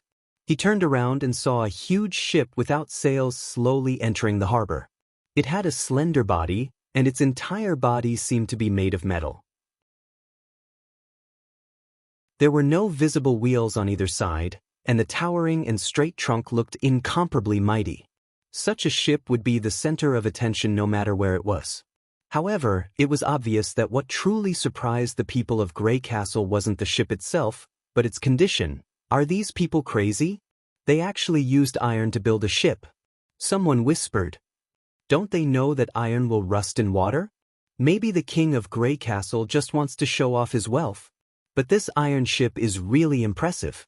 I didn't know that such a heavy thing could float on the water before I saw a stone ship. What's the point of showing off for half a month? I've been to the sea many times and seen all kinds of situations. Salt water is much more corrosive than you can imagine, and ordinary paint can't protect it for long. Look, this is what happens when you act recklessly. Indeed, there were black and brown rust spots all over the body of the steel ship. The surface, which should have been bright and clean, was full of bumps and hollows. The damage was very striking, and it formed a sharp contrast with the white pier. The mast above the ship's head was even broken into several pieces and scattered weakly on the front deck. Coupled with the sluggish movement when it approached the shore, it looked like a sea beast in its twilight years. However, did His Majesty Roland Wimbledon build this ship just to show off? Seeing that the guards in black quickly opened up a path for the sailors on the ship, Manfeld vaguely felt that things were not that simple. The commotion soon subsided, and the queue resumed its flow. When it was his turn, the inspector simply checked his name and number and let him pass. When there were more than 30 people, a man came forward and said, "I'm Matt, a clerk in the administrative office of Neverwinter. I'm in charge of your accommodation for the time being. I believe you must have a lot of questions. Don't worry, I'll explain to you in detail on the way to the residential area. Now, please drink the purifying water on the table. It can cure the demonic plague on you. If not, it's also a cup of sweet drink." "Do we have to follow you?" someone questioned. "We're now members of Grey Castle, so we can go wherever we want, right? Only after you get your identity cards will you be considered as His Majesty's subjects." Matt shook his head. "For an ordinary person, it'll take 1 to 2 years of hard work, and during this period, you must not violate the laws of Grey Castle. However, you're all special talents with special skills. As long as you pass the self-examination, you'll immediately become an official resident of the city. However, the inspector doesn't always have time, and there are many applicants, so you'll have to wait for another 2 or 3 days. Self-examination? Isn't it just an identity examination? You'll know after you experience it yourself." Matt smiled. Compared with your past, the examination focuses more on your present and future. I also passed the same examination to become a clerk in the administrative office. Now, after drinking the water, please follow me, Manfeld thought to himself. This must be the examination that will never lie, mentioned by the coachman. Along the way, Matt did answer many questions that the migrants were most concerned about, such as what kind of jobs they would be able to do in the future, what kind of treatment they would receive, and so on. At least according to the policy announced by the King of Grey Castle, there would be no difference in treatment between the migrants and the natives after they had obtained official identities. Matt even used himself as an example and vividly described his journey from the initial panic to the gradual adaptation, which calmed everyone down a lot. When they entered the temporary residential area in the suburbs, a shrill laughter suddenly caught everyone's attention. Manfeld looked in the direction of the laughter and saw a group of men dressed like refugees surrounding a woman and approaching her. Many people around them noticed this, but none of them stepped forward to stop them. Some people were still incessantly jeering, and some even revealed an eager expression. Damn it, why do I have to encounter such things everywhere I go? He had thought that Neverwinter would be different. Manfeld frowned. Did anyone inform the black-clothed guards? According to Matt's introduction, the black-clothed guards, who were called policemen, had replaced the original patrol team. Manfeld did not know if they were reliable, but he did not have a better idea. However, no one did anything. I advise you to mind your own business, young man. We'll have to stay here for a few days before we move to the inner city. That's right. If we're hated by these scumbags, we'll be the ones to suffer. Manfeld wanted to say something but stopped on second thought. Finally, he looked at Matt and said, I'll go buy some time. Call the security officer here. To his surprise, Matt grabbed his hand and shook his head slightly. Manfeld's heart was filled with disappointment.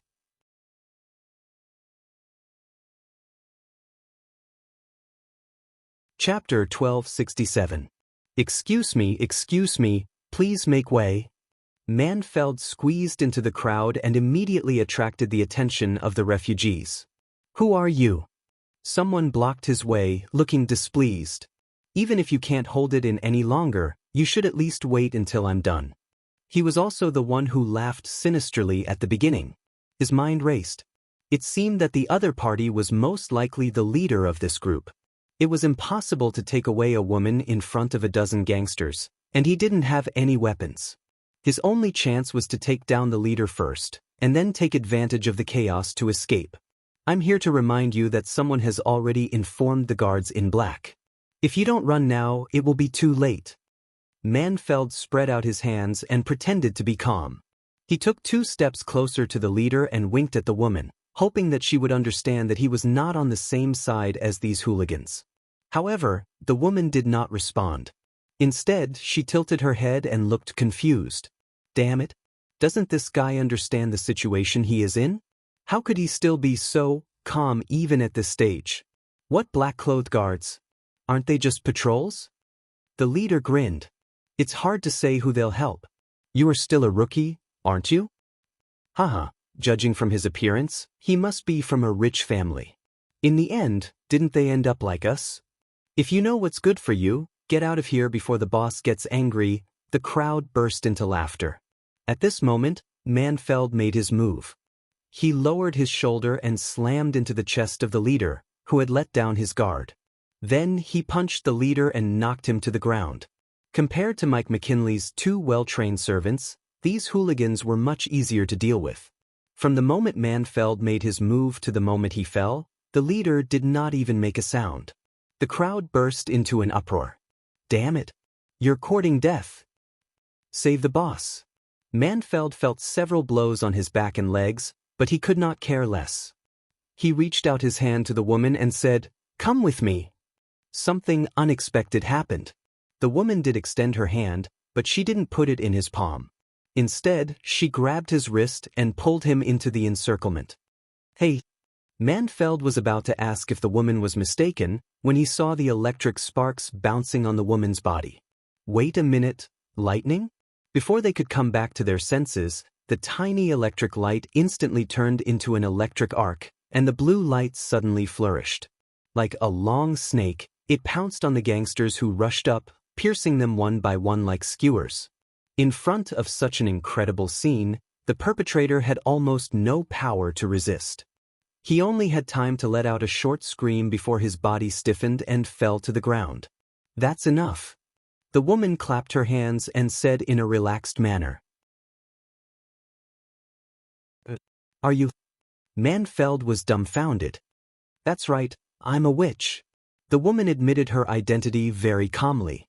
"But shouldn't all witches be incomparably beautiful, have an impressive figure, and every move of theirs filled with charm?" He looked at the woman carefully for a moment, but the feeling he got from her did not match the description at all. Not to mention her appearance, it was already a compliment that she was ordinary. She was also quite skinny, and from the back, she looked no different from a little girl. "Then, what should we do with them?" Manfeld pointed at the gangsters on the ground. "I'll contact the police department to deal with the aftermath. Don't worry, I only used about 10% of my strength, so they'll be unconscious for half an hour at most. However, the mine and the furnace area won't let them go so easily. I think they'll have to stay there for at least half a month." Manfeld found that he could not follow the woman's words at all. From her tone, it seemed that this conflict was all part of her plan. "By the way, I'm Sharon. Can you tell me your name?" The woman's question interrupted his thoughts. "Well, Manfeld, you're the first person I've met to stand up for me." "But why?" Manfeld rubbed the place where he had been kicked. "Isn't it a matter of course to stop the crime? I just didn't expect that you didn't need my help at all." "A matter of course." Sharon curled her lips. "If everyone thought that way, those people who started the fight wouldn't have run away. But there's always someone who understands that. In the history books, the nobles were all transformed from such people. They brought order to the chaotic world and paved a way through thorns." "You're right. There's always someone who knows what's right and what's wrong." Sharon smiled. "You're a new immigrant to Neverwinter, right? Do you want to join the police department? You mean, to become a man in black?" "The main responsibility of the police is to crack down on crime, maintain order, and protect the residents. I think it's a good job for you. Besides, they don't have to wear black all the time. For example..." "Huh?" Manfeld was stunned. "Well, I have to report to the administrative office. The receptionist is waiting for you." Sharon waved her hand and walked toward the inner city. "Now you know why I didn't let you go, right?" Matt smiled at Manfeld when he returned to the team. What's going on?" Manfeld asked in confusion. "It's an effective way to deter crime," Matt explained as he walked. "Originally, the temporary housing area in the suburbs wasn't this chaotic, at least when I lived there. But since the number of immigrants increased several times, the public security has been severely reduced. Among all the crimes, the violence against vulnerable women is the most prominent. Of course, I'm not saying that you're to blame, because there are many refugees from other places in Grey Castle. Because there are so many of them, it's hard for the police to take care of them all. More importantly, if you don't call the police after the crime has happened, the criminals may have already caused irreparable harm. Isn't it obvious? When a large number of scums are gathered together, even the best place will become a mess," someone muttered. "In my opinion, the King of Grey Castle shouldn't have accepted these unknown people at all." Matt shook his head. "His Majesty wants everyone to be useful, especially in the battle of divine will. However, this idea didn't come from His Majesty. It was the witches who suggested it. For them, it can consume magic power, kill time, and maintain public security. It's killing two birds with one stone." "Kill time?" Manfeld could not help but twitch the corner of his mouth. "It's proven that this method is very effective. Any seemingly weak refugee can launch a fatal counterattack, which is enough to dissuade those who are interested in it. Besides, the police will never let go of a criminal, and repeat offenders will think twice about the consequences. After the two parties work together, the public security here is much better than before." "I see," Manfeld said thoughtfully. It seemed that the men in black in Neverwinter were completely different from the patrols in the past. Instead, They were more like the night in Manfeld's mind. If Sharon did not lie to him, this might be an ideal job. After arriving at the temporary housing and being assigned rooms, Matt waved goodbye to them. I'll come back tomorrow and show you the history and characteristics of Neverwinter, which will be very helpful for your future life and integration. Also, if you have any questions, feel free to ask me. Manfeld was about to ask about the requirements to become a police officer, but he somehow changed his words. On my way here, I saw some giant iron birds. I wonder if you've seen them. Ah, I've seen them. If you stay in Neverwinter for a long time, you'll know that they're not rare. Before Manfeld could finish, Matt replied with a smile, it's indeed a little shocking when you see them for the first time, but you'll get used to it. If you're talented enough, you might even be able to fly them into the sky. Are you serious? Manfeld's heart skipped a beat.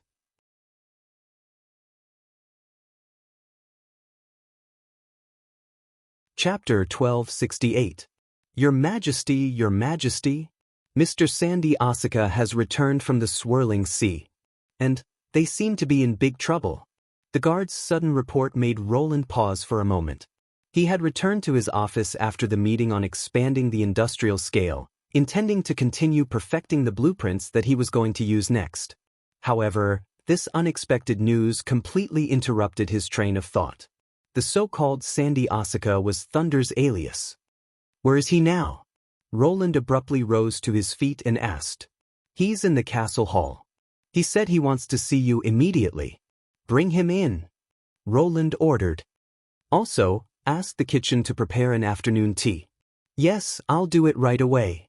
Sean turned around and quickly disappeared through the door. Should I inform Lightning? Nightingale asked worriedly. Roland shook his head and said, since he can come to the castle, he should be fine. Let's ask him about the situation first. According to the date, Thunder had only been out to sea for a little more than half a year. Including the return journey, it only took him 3 months. Considering that they had stayed on the Shadow Islands for a while, the time spent on the road was even shorter. This was far less than the explorer's original plan. According to the explorer's original plan, this voyage would take at least 1 to 1.5 years. If possible, Thunder even wanted to see what was at the end of the swirling sea and whether the continent he saw in the ruins was in the depths of the sea. It was obvious that some unforeseen event had occurred that caused this expedition that had been prepared for a long time to end halfway. Roland could not help but look out of the window. Could it be related to the Bloody Moon? Soon, Thunder, who had changed his alias to Sandy, was led into the office by the guard. It was obvious that he was really disheveled this time. He did not even have time to put on his fake beard, and the ostentatious feather decorations were almost gone. If Lightning saw him now, she would probably recognize him. But at the very least, his entire body was still in perfect condition. To Roland, this was enough. Your Majesty, it's nice to see you again. Thunder put his hand on his chest and bowed. I almost thought I would never come back. Roland personally poured him a glass of cold and delicious chaos drink. What happened? Since you've gathered the best navigators of the fjords, I don't think an ordinary storm or tsunami would make you say that. There are signs of storms and tsunamis, but there won't be thousands of sea ghosts. Thunder seemed to still have a lingering fear at this moment. What's more, we will not only encounter sea ghosts, but even more terrifying monsters. Roland felt as if he could feel their despair as he listened to their narration. Countless sea ghosts swarmed the ships, their backs churning as if boiling the seawater, and the slower ships were mercilessly dragged into hell. And among the sea ghosts, there were terrifying ships of flesh and blood. The acid they spat could fall several kilometers away. Just a little bit of it would cause one's skin to split open. Even steel and wood could not resist this kind of corrosion. Even if they sailed at full speed, the expedition team could not widen the distance between the two sides. Sky-Sea Realm. His face was as gloomy as water. Your Majesty, what's that? Thunder asked.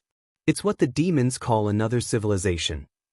Roland slowly told him the information that the demons were fighting on 2 fronts. The rib-like vault, the body of the ship made of flesh and organs, and the ability to float on the water like a ship and dive into the sea. These features were not much different from what he had seen in the relics of the gods. You mean we've trespassed into their territory? Maybe. Of course, we can't rule out the possibility that the appearance of the bloody moon made them more active and expanded their patrol range. Roland changed the topic. What happened after that? How did the expedition team get out of danger? In fact, it's not that we've shaken them off, but that they've had internal strife, Thunder said with a wry smile. Internal strife? Indeed. The enemies chased us day and night as if they never knew fatigue. By the time we approached the ceiling, we had lost more than half of our ships. Most of the sailors who were still alive were on the verge of collapse because they could not rest for a long time. Only the snow wind you built still had energy to spare. After all, she didn't need to adjust the sails and course all the time. Just when everyone was about to lose hope, a larger sea monster suddenly rushed out of the water and entangled one of the sea monsters. It looked like two flesh and blood monsters were biting each other. Although they were both monsters, the former was obviously stronger. The appendages and tentacles that extended from its body quickly tore the latter into pieces.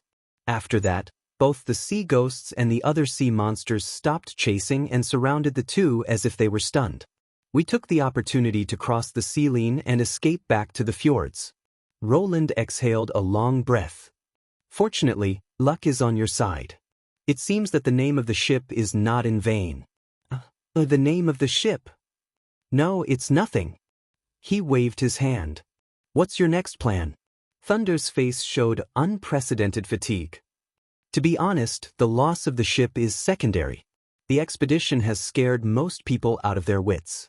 Now the fjords is filled with a strange atmosphere. The sailors who have been fighting on the sea all their lives now turn pale when they look at the east side of the sea.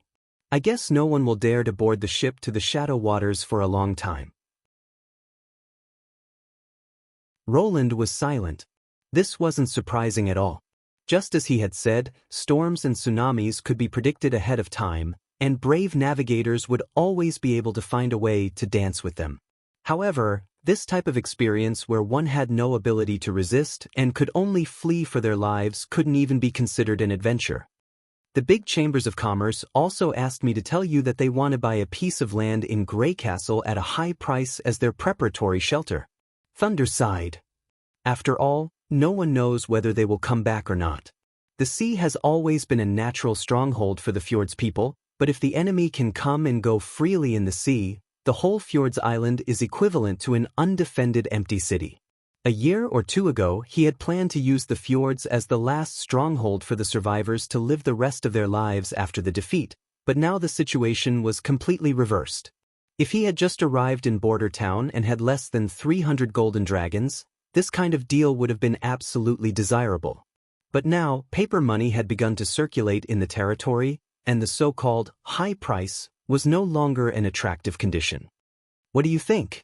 I say, if they want to establish a country within a country, they'd better give up as soon as possible. Thunder shrugged and said, you'll never allow them to establish a new island in Grey Castle. Roland laughed, thinking that Roland was indeed the most outstanding explorer in the fjords. If they just want to survive, rather than for the privilege accumulated over generations, Grey Castle will always welcome them. I'll tell you the truth, Your Majesty. You must be exhausted from the voyage. I've prepared afternoon tea. You can take a hot bath first, and then tell me what you've seen and heard on the way. It'll take several days to repair the snow wind. You can return to the fjords after you've recovered your strength. Thank you, Your Majesty, Thunder said with a hand on his chest. Just as he was about to leave, Roland suddenly stopped him. By the way, about lightning, are you still going to hide it? Aye. Thunder opened his mouth, but for a moment he was speechless. You said you'd meet her after this expedition. Although this trip wasn't very successful, now that the Sky Sea realm has occupied more than half of the sea, and the people of the fjords are in a state of panic, you probably won't be able to explore for a long time. Roland held his chin and said, I need people to fight the demons, and Lightning also wants to see her father alive. In that case, how about staying here after the trivial matters are settled?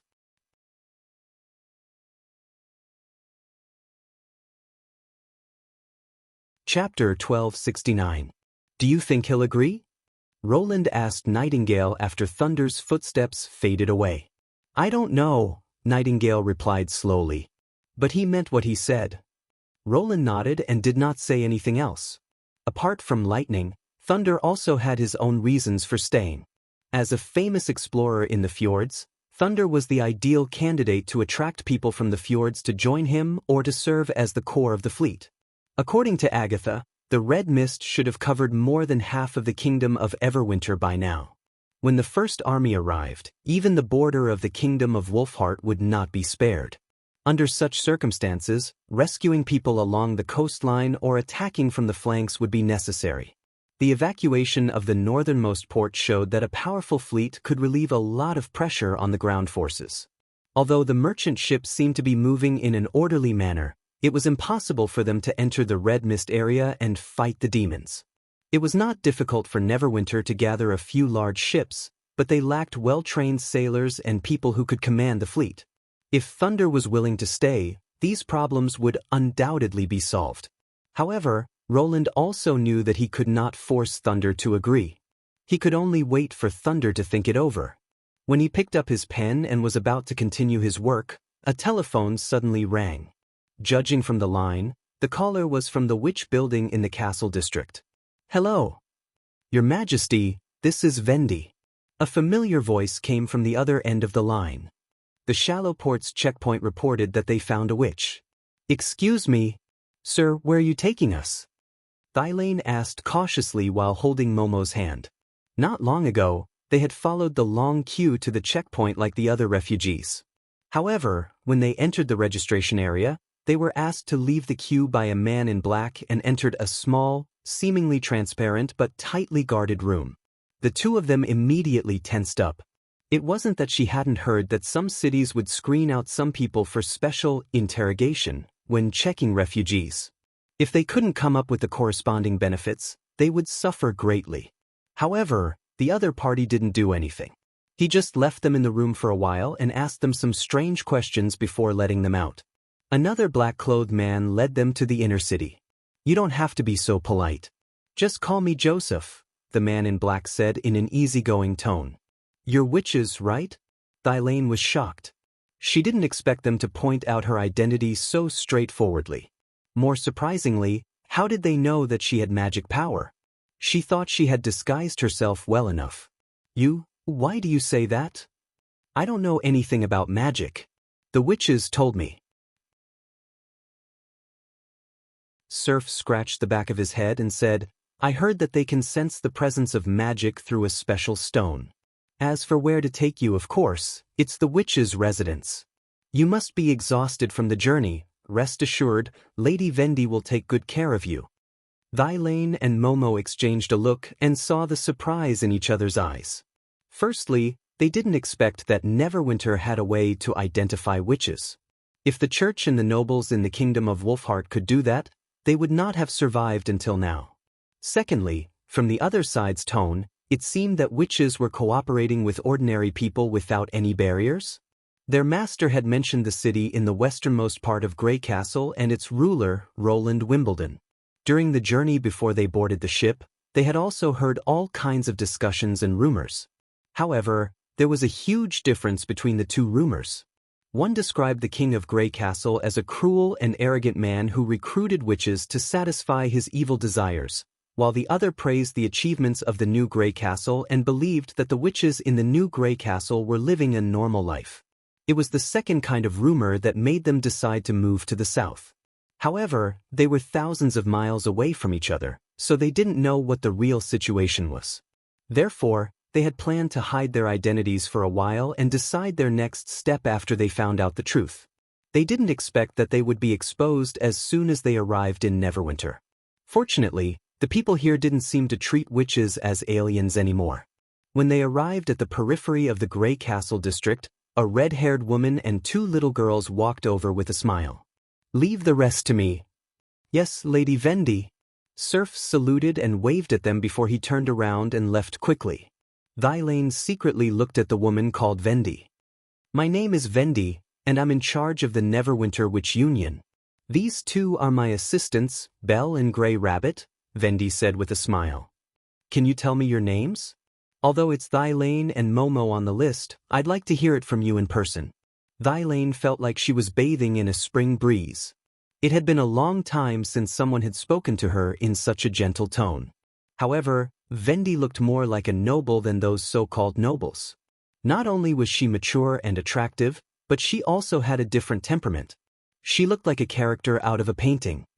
I'm Thylane, she said in a low voice. Momo, her companion, said her name. They're both good names.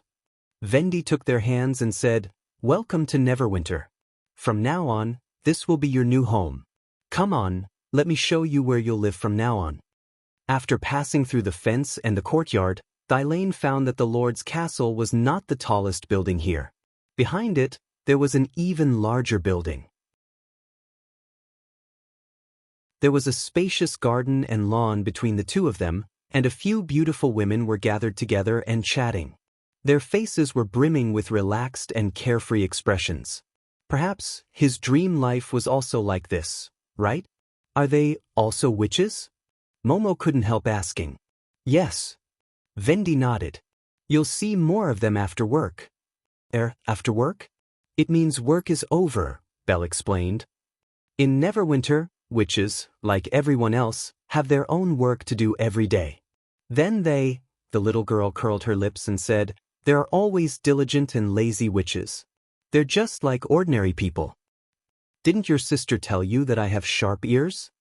A woman with pointy ears looked at them and walked over with a smile. Sister Lorgar, I'm not talking about you. Belle hurriedly waved her hands and said, I'm talking about, a new member of the League? Another person quickly came over and said, Hello, I'm Mystery Moon, the head of the Neverwinter Detective Group. No matter what abilities you have, you can become a member of the detective group. Are you interested? I'm talking about this one. Belle covered her face helplessly. Did you happen to introduce me to them? Mystery Moon said with her hands on her hips. Remember, the detective group relies on brains, not abilities to solve problems. If someone asks you to join the exploration group, don't say yes. They only care about abilities and ignore the inner qualities, like this Miss Wolf girl. I'll beat you up. Lorgar bared her fangs. See, this is proof. Mystery Moon hurriedly made a defensive posture.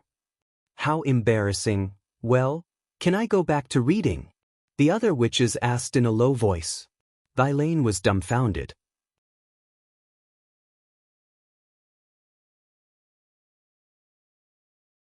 Chapter 1270. Wendy patted Thylane's head with a smile. Mystery Moon used to be even more timid than you, even though she's like this now. Stop. Mystery Moon hurriedly begged.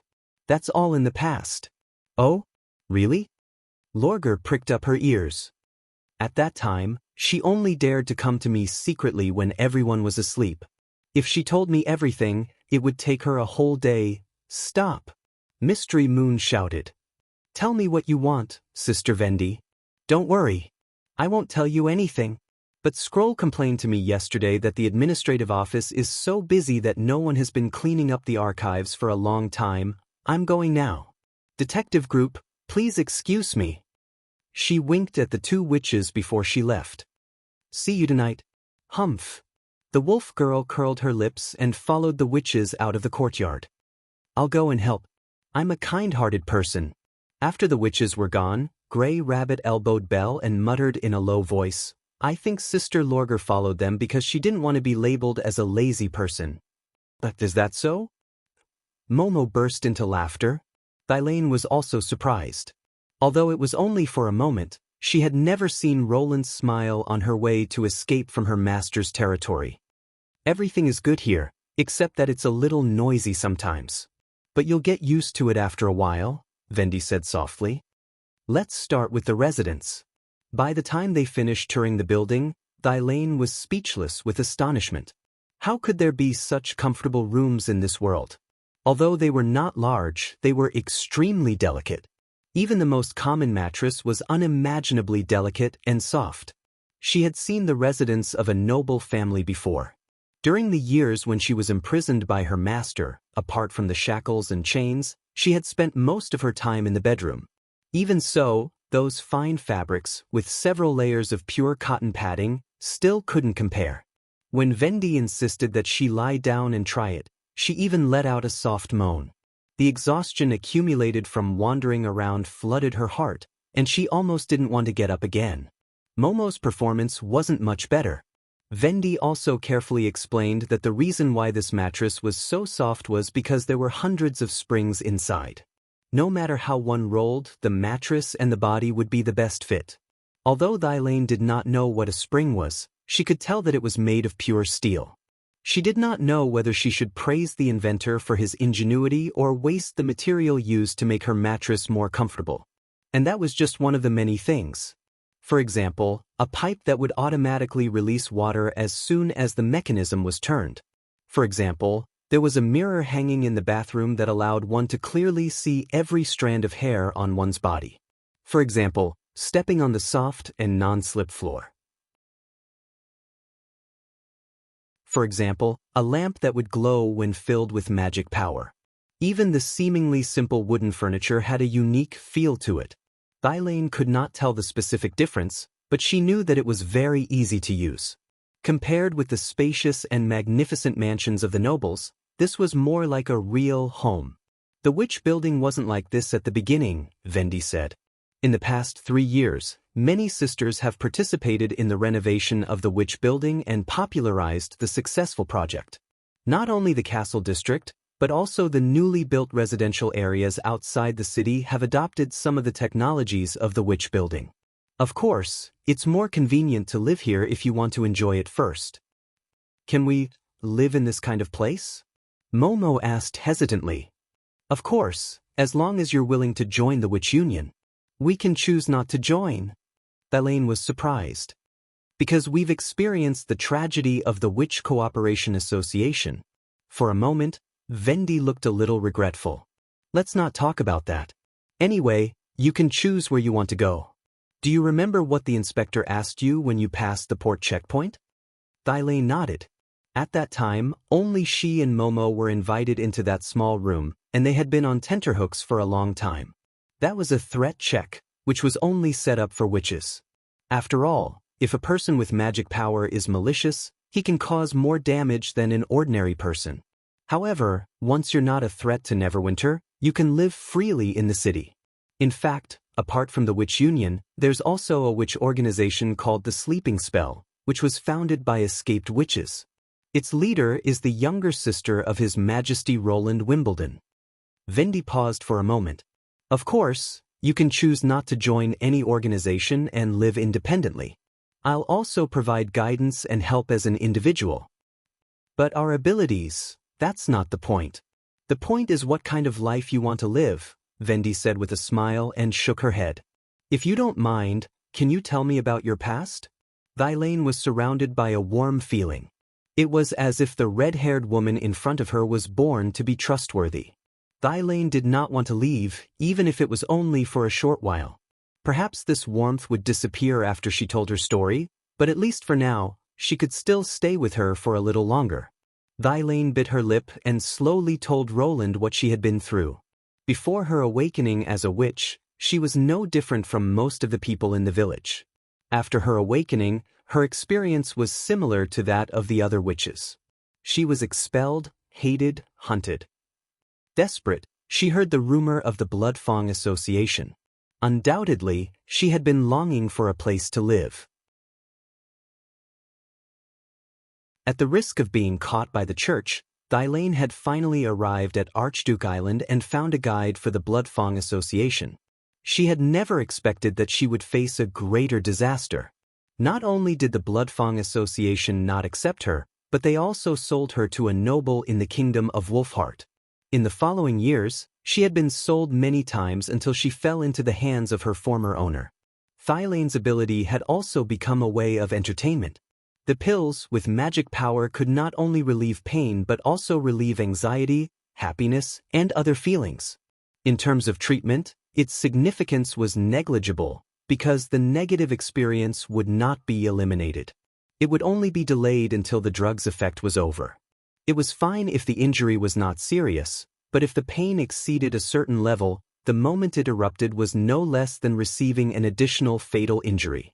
Therefore, her former owner had completely regarded her as a tool for pleasure and constantly used the pills to obtain greater pleasure. Not only that, he even shared her with the other nobles, using this kind of trade to strengthen their relationship. It was at that time that Thylane met Momo and several witches who had been sold by the Bloodfang Association. She then realized that the so-called place to live was just a lie made up by the Bloodfang Association and the nobles. Compared to capturing them, it was undoubtedly much easier to wait for the witches to come to them. Later, Thylane was horrified to find that with the invasion of the church, the witches at the private banquets began to disappear one by one. Gradually, only she and Momo were left. It wasn't until one of the nobles let slip that she learned that those people either treated the witches as merits to be handed over, or treated them as trouble and quietly got rid of them. As for the way to solve the problem, just hearing about it made her shudder. Thylane decided to take advantage of the chaos caused by the Church of Hermes to escape with Momo.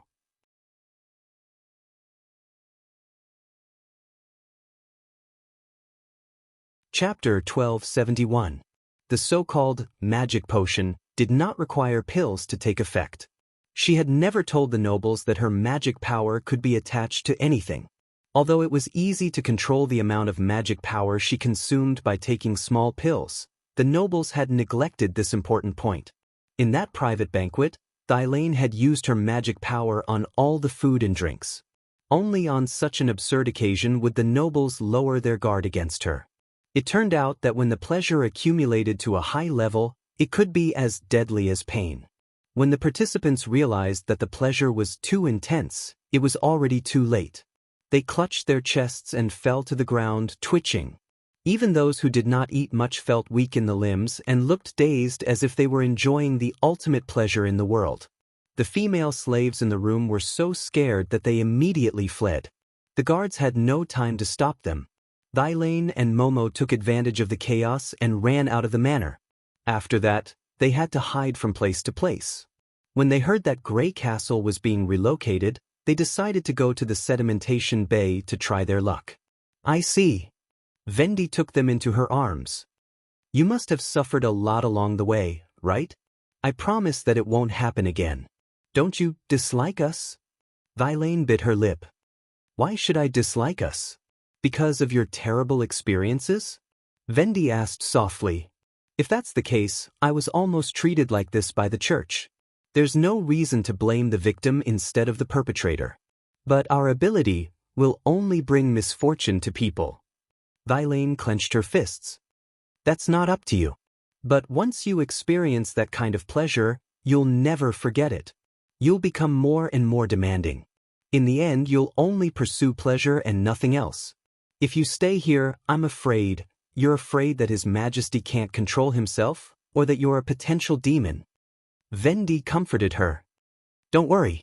Our Majesty, how should I put it? Although he doesn't look like a king, he's definitely an unusually good person. Thylane was stunned. An unusually good person? It was the first time that she had heard the royal family use this term. It means that you can never guess his thoughts, and you can't use convention to judge his actions. Therefore, any prior worries and fears are meaningless. Trust is the most important thing. Vendi's voice suddenly became unusually soft. The Sisters of the Witch Cooperation Association were also rescued in this way. After a moment of silence, she looked at Momo. By the way, you mentioned your abilities. Could it be that Momo also? This time, the two of them hesitated for a long time. In the end, Momo took the initiative to speak. My former master didn't want me to use my ability anymore, so he dug out my eyes after I awakened. Vendi had already noticed this abnormality. On Momo's face, there was a dirty rag covering half of her forehead. She thought it was to cover a burn or a tattoo, but it turned out to be more serious than that. After saying that, the man slowly took off the rag on his head, revealing the empty eye sockets below. But they didn't know that this could only make me lose half of my vision. Only the god's locket of retribution can block it. Vendi could not help but sigh. A witch who could completely combine magic power with her body was called an extraordinary. Apparently, Momo's situation had nothing to do with being an extraordinary. It was very likely that her ability happened to work on her vision, which caused her eyes to suffer an unexpected disaster. Those nobles didn't take Momo's ability seriously at first. Later, something happened, and then Master attacked her, Thylane said in a low voice. They called Momo the child of hell and used all kinds of punishments on her. She almost died. Vendi stroked Momo's scarred eye sockets lovingly. What did you see? Can you tell me? Momo lowered her head and said, a number. What? A countdown number, indicating the deadline. Vendi finally realized what Momo meant. She could not help but gasp. Is Thylane referring to? Thylane thought to herself. Momo nodded and said, it came true. A noble who only had one life left died the following year. Wendy could not help but fall silent. She finally understood why those nobles had done this to Momo. It was hard for anyone to accept the deadline, especially when there were only a few years left. Even she did not want to get an answer from this ability. But, is it really possible? Vendi asked after thinking for a moment. After all, accidents can happen at any time. Thylane and Thylane were stunned. What's wrong? Did I say something wrong? No. Thylane quickly waved her hand. I just think you're different from the others. I didn't expect you to ask about the details of the ability first. What did you expect me to do? Thylane replied in embarrassment. Push Momo away, ask her whether she used her ability or not, and then drive us out of the castle as far as possible. Vendi could not help laughing. Abilities aren't good or bad. The key lies in the person who uses them. Besides, the more you know about them, the easier it will be for you to use them in the future. Do you think my ability will be useful? Momo asked incredulously. I'm not sure. But His Majesty once told me that every witch's ability has its uses. Just because it doesn't work now doesn't mean it won't work in the future.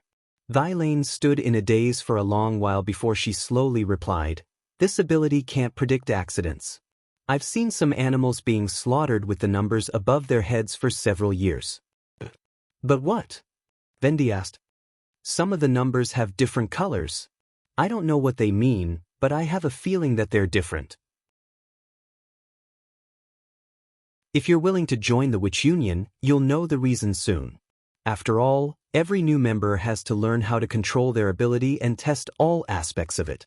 Only when you have a deep understanding of your ability can you advance to the next level. Advance?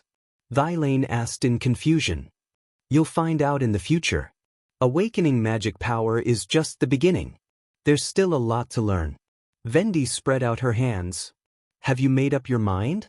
Thylane and Momo looked at each other. If you can accept this, we're willing to join the Witch Union.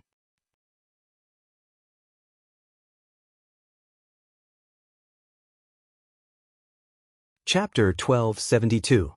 To welcome our new members, cheers. In the evening, a long table was set up in the open space in front of the witch building, and a lively welcome party was held. Vendi and Scroll took the lead and raised their glasses to the two witches. Cheers, the other witches said in unison. Thylane and Momo held their glasses and did not know what to do. Thylane did not expect that after she had agreed to join the Witch Union, Vendi would take her to a hot bath and put on a new set of clothes, including underwear and socks. Before Thylane could recover from her gratitude and guilt, she was taken to the front of the witch building again, but this time, the lawn had changed. You just have to shout, cheers, and drink all the drink in the glass, Lorgar demonstrated. Like gulp gulp gulp, cheers cheers. Thylane plucked up her courage and imitated Lily. She then closed her eyes and put the glass to her mouth. Tat, tat, tat. The crowd burst into whistles and applause. Lorgar is trying to make people drink again, Lily said, curling her lips. Who said you have to drink all the drink in one gulp?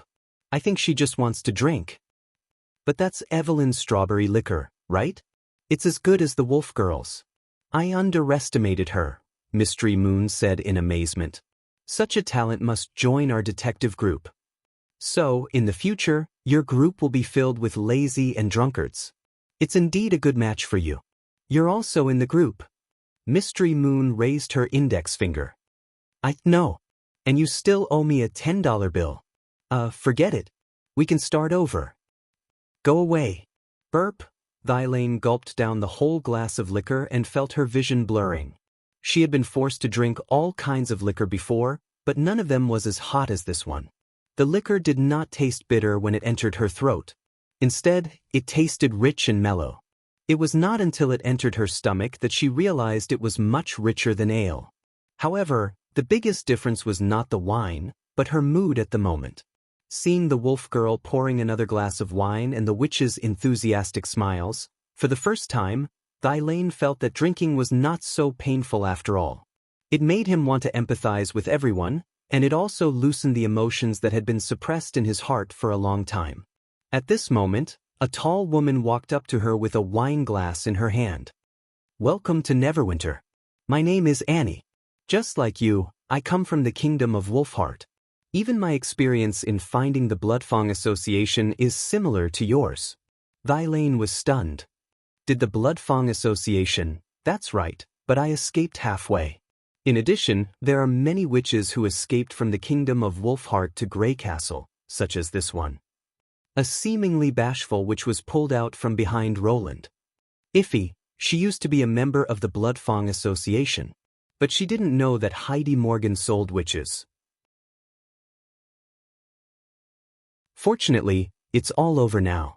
It took Thylane a long time to get a general understanding of the establishment of the Bloodfang Association. It turned out that she and Momo were not the only ones who were forced to live in Grey Castle because of Heidi Morgan's selfish desires. This nightmarish organization had also vanished into thin air 2 years ago. Hearing this, Thylane could not help but feel relieved. On their way to escape, they had dreamed of being caught by the Bloodfang Association and sent back to the nobles. Now that they knew the organization no longer existed, it was like a heavy knot in their hearts had been untied. I'm sorry. Iffy lowered her head. If I could have stopped Heidi, none of this would have happened. It's not your fault. Momo shook her head. And, even if you could have stopped her, you couldn't have stopped the nobles. It's true. It doesn't matter whether the leader is a witch or not. Without Heidi, someone else would have come to make a new deal with them. Thylane was well aware of those people's desires. Once they had tasted the sweetness, they would not give up easily. See, I told you they wouldn't blame you, Annie said with a smile. Now that you're in Neverwinter, you can come to us if you have any difficulties in the future. Even a silly girl like Iffy can live here. I'm sure you'll have no problem. Cheers, Annie said and raised her glass. Cheers, Thylane said more fluently this time. It's my turn again. Lorgar shouted with a blush. Me too. Lightning joined in. I'm an adult now. I can drink. You can't. Pigeons can't drink. Coo. Hey, don't just drink. Eat something. Nana, you're not an adult yet. Don't play with them. The atmosphere on the lawn became more and more lively. It's been a long time since we had new members. Now that we have 2 new members, everyone seems very happy, Scroll, who was sitting beside the long table, said with a sigh. It's the right thing to do to show them around the witch building first. I'm beginning to understand His Majesty's tricks. Vendi smiled. Even if they get in touch with the sleeping spell first, I'm confident that I can win them over. According to His Majesty, this is called sugarcoating. Something. You're getting better and better, Scroll joked. You thought you weren't capable enough at first, but now you're planning to make Princess Tilly his girlfriend. I'm just making an analogy.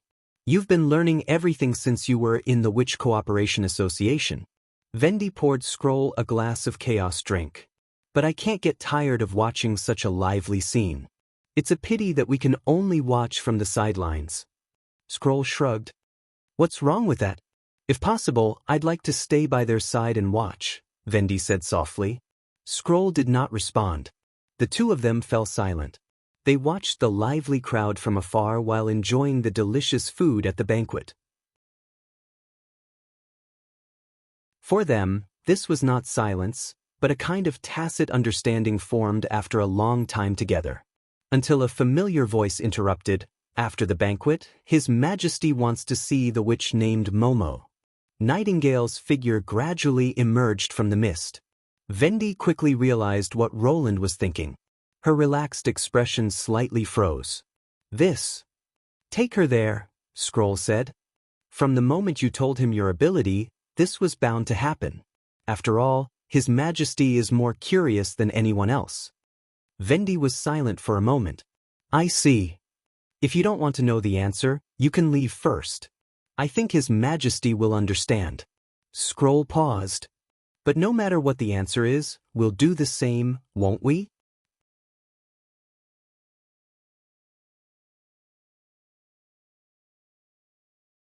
Chapter 1273. When the lights in the backyard dimmed, Roland saw the witch in the report in the office. She looked young, at most 16 or 17 years old. Her hands and feet were slender, and her body was thin. It was obvious that she was malnourished. Although she had washed her hair, her short, light brown hair was still as yellow as straw. The most eye-catching thing about her was the black blindfold on her face. Although it had been replaced with a new one, it still stood out in comparison to her young features. "Your Majesty, she's Momo," Vendi said. Roland's voice seemed to wake her up. The girl hurriedly knelt down and tried to lower her head as much as possible. Your Majesty, pull her up." Roland put down the drawing in his hand and replied in a gentle tone. "Don't be nervous. This isn't a formal occasion, so you don't have to be so cautious. The reason why I asked you to come here is very simple. I want you to perform your ability on me." Momo, who had just regained her balance, suddenly looked flustered.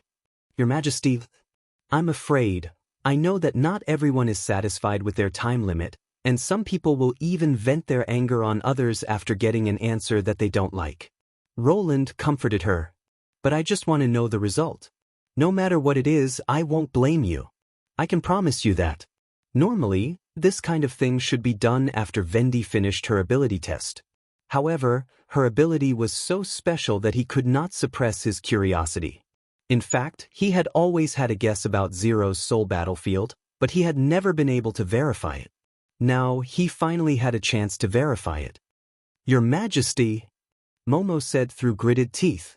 "Aren't you afraid at all?" Roland knew that if it were in the past, he would never take the initiative to ask such a question. As the saying goes, a mediocre person worries too much. Knowing how long he could live would undoubtedly add to his troubles. However, the longer he stayed on the throne, the more he felt that he had a great responsibility. Obviously, the mentality of an ordinary person was no longer suitable for the current situation. If the other party's description wasn't wrong, predicting the age itself was an extremely valuable piece of information. In another world, it could be called revealing the secrets of heaven. It would be a pity to treat it as a heavy burden. However, even if he said these thoughts, the other party would not understand, so Roland just smiled. "No matter how afraid I am, it's not as if it doesn't exist." Momo clenched her fists. After a while, she nodded and said, "Since you asked for it, forgive me for being rude." "Your Majesty." Vendi took a deep breath. "Please allow me to take my leave." Roland gazed at her for a moment. "I thought you and Scroll were the ones who wanted to know the most. I can't be as calm as you, but as Scroll said, no matter what the result is, we will support you to the end." After the door was closed, Roland turned his head. "What about you?" Momo was stunned. "Isn't that obvious?" Then Nightingale appeared behind her, which startled the girl. "I want to know everything about you, no matter if it's good or bad." Two people with completely different personalities. Roland laughed inwardly. "Then let's begin." Momo looked back and forth between Nightingale and him several times in surprise. Finally, she took off her blindfold as if she had made up her mind. When she raised her head again, a red light appeared in her empty eye sockets. The eyeball, which seemed to be made of magic, reflected on the deep scar and looked particularly strange. Roland could imagine what it would look like when it overlapped with the eye. In the future, this kind of strange pupil would definitely be sought after by a large number of people, but in this era, it was not unusual for it to be regarded as a demon's eye. "How is it? Did you see anything?" Momo looked at Roland and then suddenly opened her eyes wide. The red light kept jumping as if it was stirred by an invisible wind. In just a few seconds, the light quietly went out. She took 2 steps back and sat on the ground powerlessly. Roland noticed that Momo's face was covered in sweat. "What's wrong?" He stood up. Nightingale dashed to Momo's side and reached out her hand to support her. "This is the side effect of overconsumption of magic power. Can this ability only see one person at a time?" "No. I've never seen such a scene before," Momo gasped. "It's like there are many strings of numbers flashing, appearing and disappearing constantly, and the colors are completely different. Until the end, the group of numbers is fixed." "What is it?" Roland asked. Momo swallowed and replied with difficulty, 17, red. "How can it be?" Nightingale was greatly surprised. Roland's heart skipped a beat. Sure enough, his guess was right.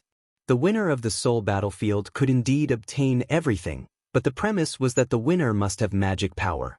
Whether it was lifespan or ability, they all had to be realized through magic power. Magic power endowed the extraordinaries with a strong physique and also enabled the large hybrid demonic beasts to have the power to support their bodies. Without magic power, nothing could be achieved. But then again, 17 years was shorter than he had imagined. Although he had long known that Prince Roland's physique was not very good, he did not expect it to be so bad. Could it be that he had spent too much time on sensual pleasures in his early years that his body was exhausted? "How about I have another look?" Momo struggled to stand up. "No need. That's all for today." Roland waved his hand. "Overconsumption of magic power will make you faint. Moreover, it's meaningless to look at it before you figure out the details of the ability. But Your Majesty, as I said, I just want to know the result." "You don't have to worry about it," Roland stopped her. "Go back and have a good rest. From tomorrow onwards, Vendi will take you to have an ability test and learn how to control magic power. If you want to look at it again, it's not too late to do so then. Also, help me to keep this a secret, okay?"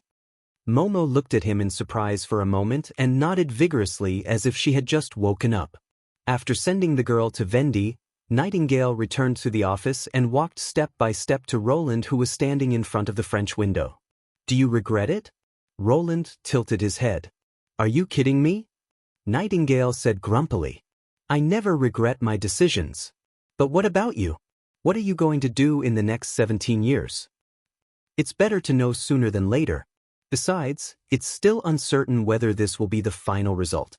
Looking at the scattered lights outside the window, Roland found that he was calmer than he had expected. Let's not talk about the fact that tequila's soul container can retain its consciousness. After we figure out the magic power in the future, it may not be difficult to create a new body. The premise is that the future really exists, Nightingale said with a frown. "That's right. So the first thing we need to do is to win the battle of divine will during this period," Roland said word by word.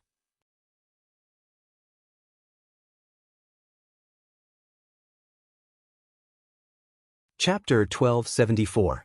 In the Tusk City, the capital of the Kingdom of Wolfheart. The city, which had been looted by the church, had yet to recover. Standing on the highest point of the castle, one could see that many streets and alleys in the outskirts of the city had become ruins. Compared to the Tusk Castle, which had been ravaged by the demonic disease, Tusk City was much luckier. At least, it was not like the Tusk Castle, where piles of rotten corpses could still be seen in the wells and drains. Several months ago, this area was still the territory of the Tusk family, a branch of the royal family. Iron Axe did not pay attention to the struggle between the Tusk, Token, and Redstone gates, but the sudden appearance of the red mist forced him to make some adjustments. After all, no matter how poor the Tusk City was, it was still one of the most important cities in the Kingdom of Wolfheart, and it was connected to the main road from the north to the south. Only by conquering this city could the troops of the Kingdom of Everwinter reach safety. There was nothing worth mentioning in the course of the battle. Even without the support of the Longsong cannons, Iron Axe had mobilized 5 temporary squads of 500 soldiers to break into the Tusk Castle, which was known as a natural stronghold, and the Tusk City, which had strong walls, with mortars and anti-demon grenades. The Castellan, Hybach, was shot down by a precise shooter when he went forward to supervise the battle. The remaining nobles surrendered one after another, and one of the three major forces in the kingdom of Wolfheart was destroyed. As the top military officer who had followed Roland since the first battle in Border Town, Iron Axe was the one who knew how fast Neverwinter was improving. 5 years ago, the First Army was still fighting with the Duke of Longsong, but now, as long as His Majesty wanted, the First Army could easily destroy any kingdom. It could be said that their growth had far surpassed the others, and they were no longer on the same level as the nobles. However, this did not make Iron Axe feel relaxed or complacent. The greater the gap between humans and demons, the more he knew how great the gap between humans and demons was. Facing the demons supported by the Red Mist, the First Army could barely stand firm in the kingdom of Everwinter. Every day, troops would retreat back to the kingdom of Wolfheart, and the casualty reports never stopped.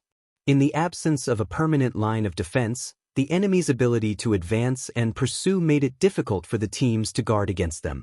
Furthermore, there were reports that the enemy had suddenly appeared on the path that the retreating team members had to pass through several times.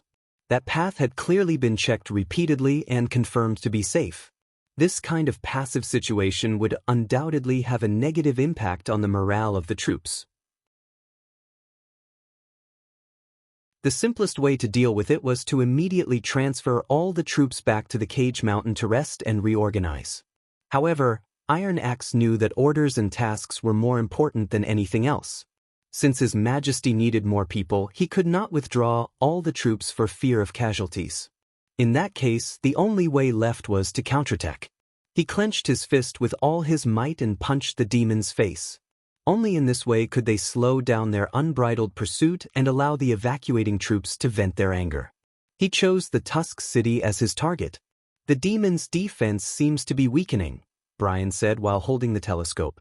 Since His Majesty began to mobilize troops, he had followed the first fleet from the southernmost region to the Sedimentation Bay. Together with him were 1,500 Majin clan warriors. This was the first time in Grey Castle's history that the Sand Nation had been conscripted. It started from the border of the Everwinter Kingdom. Iron Axe nodded. Edith was right. It's a double-edged sword for the demons to build the obelisk on the ridge of the continent. It's a hidden place, but it also prevents them from moving south. Looking north from the top of the castle tower, one could see the blood-like gloomy clouds between the sky and the earth. That was the ever-expanding red mist, which had now crossed the boundary between the Everwinter Kingdom and the Kingdom of Wolfheart and was slowly approaching the Tusk City. The city below the gloomy clouds was Goldwater Town in the Kingdom of Wolfheart. Half of the town had been enveloped by the red mist, but there was still no sign of the fortress-like monstrous beasts. There were also very few devil beasts hovering in the sky, as if they had been forgotten by the demons. If this had happened before the appearance of the red mist, it would have been almost impossible for this to happen. After this period of fighting, the general staff had a general understanding of the demon's strategy. In a sense, they coincided with His Majesty's strategic intention, which was to control more human cities and make humans work for them. That was why the First Army, which had evacuated the civilians, was a priority target. In order to occupy human territory as quickly as possible, they would often take the initiative to attack. They would use the fortress-like monstrous beasts to create a small red mist area so that their troops could move quickly from one place to another like frogs and attack the cities before the red mist arrived. However, when most of the Kingdom of Everwinter fell into the hands of the demons, their speed of advance slowed down significantly. This meant that with the expansion of their territory, the demons were already having a hard time. Looking at the situation, it was easy to understand. It took time to coerce humans and build camps. When they were short of manpower, the more land they occupied, the less troops they could mobilize. Another key point was that the demons did not need to gather their main force to fight against the humans. With sufficient logistics, they could pose a fatal threat to the First Army by relying on a small force. Therefore, starting from the border of Everwinter, the frequency of the enemy's attacks had decreased significantly. Perhaps they did not reduce the total number of people invested in the attack, but at this moment, The contact area between the red mist and the mainland had been stretched from the initial point to the current line that was hundreds of kilometers long. It was impossible to cover everything without greatly increasing the number of troops. Iron Axe was keenly aware of this. "Sir, the goods from Neverwinter have all been sent to the Tusk City," a soldier ran up the tower and reported. "Finally!" Iron Axe exclaimed. He turned to Brian and said, "Let's go and have a look." When they came out of the city, they saw hundreds of iron buckets in the open space in front of the city gate.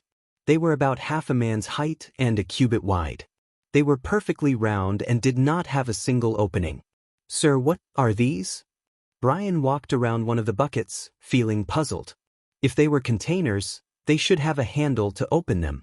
But if they were weapons, actual combat had proven that fixed explosives were far less effective than cannons. It was too impractical to rely on them to defeat the demons. He pushed the bucket with his hand and found that it did not move at all. Apparently, it was filled with something and was extremely heavy.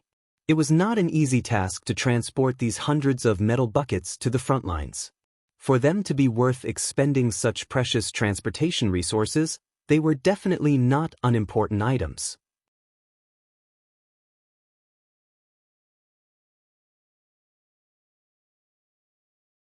Chapter 1275. In an abandoned house in Broken Tooth Castle, Jottle was observing the situation in the Tusk City through a peephole.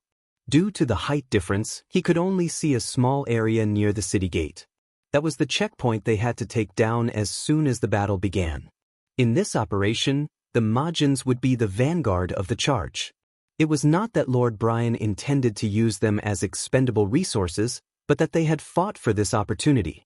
Proving oneself by force and exchanging merits for resources was the general rule in the southernmost region. Jottle came from a small, unremarkable clan in the oasis. When the Silverstream oasis slowly disappeared, his clan was already on the brink of death. If not for that, he wouldn't have taken such a huge risk to deal with the Northerners. But now, everyone in the clan had safely migrated to the port of Clearwater, the evergreen land that they had always dreamed of. This was the reward he had gotten for the battle between the Great Chief and the Wildwave and Cutbone clans. Therefore, Jottle volunteered to fight for a simple reason. He wanted to kill more enemies so that his tribe could live a better life. As for who the enemies were, it did not matter. Even the demons from hell could not be scarier than hunger, thirst, and fear that they might not see tomorrow. He believed that most of the Sand Nation people who came here had the same idea. "Did you find anything?" someone behind him asked. "No, except that the red mist is getting thicker and thicker. I can't see anything else." Jottle quietly blocked the hole and turned around. The one who asked the question was Fairy, the smallest in the team. The gun on his back was almost longer than his torso. A deep scar stretched from his forehead to the corner of his mouth, which did not match his youthful features. Jottle had a deep impression of this person. Even though he looked young, the qualities he displayed in training and actual combat were different from normal people. Even those famous warriors with rich experience might not be able to win against him. Logically speaking, such a man should not be unknown in the small oasis, but the fact was that Jottle had never heard of such a man before. "We've been waiting for almost 2 weeks, haven't we?" Fairy complained. "It's driving us crazy to have hundreds of people in one place. Didn't Lord Brian say that the demons have giant flying beasts? If we don't want to attract the enemy's attention, we have to set up an ambush." Jottle was a little surprised. "Haven't you participated in the hunting ceremony? In order to hunt a sandworm, it's normal to hide in the bushes for half a month. What's wrong with waiting a little longer?" According to the plan, Iron Axe had mobilized a total of about 2,000 people to hide in the northern district of Broken Tooth Castle, and arranged a reserve force of 1,000 people further south in the inner city. The hiding place had already been tidied up. On the surface, it looked no different from ruins, but inside, a simple shelter had been built.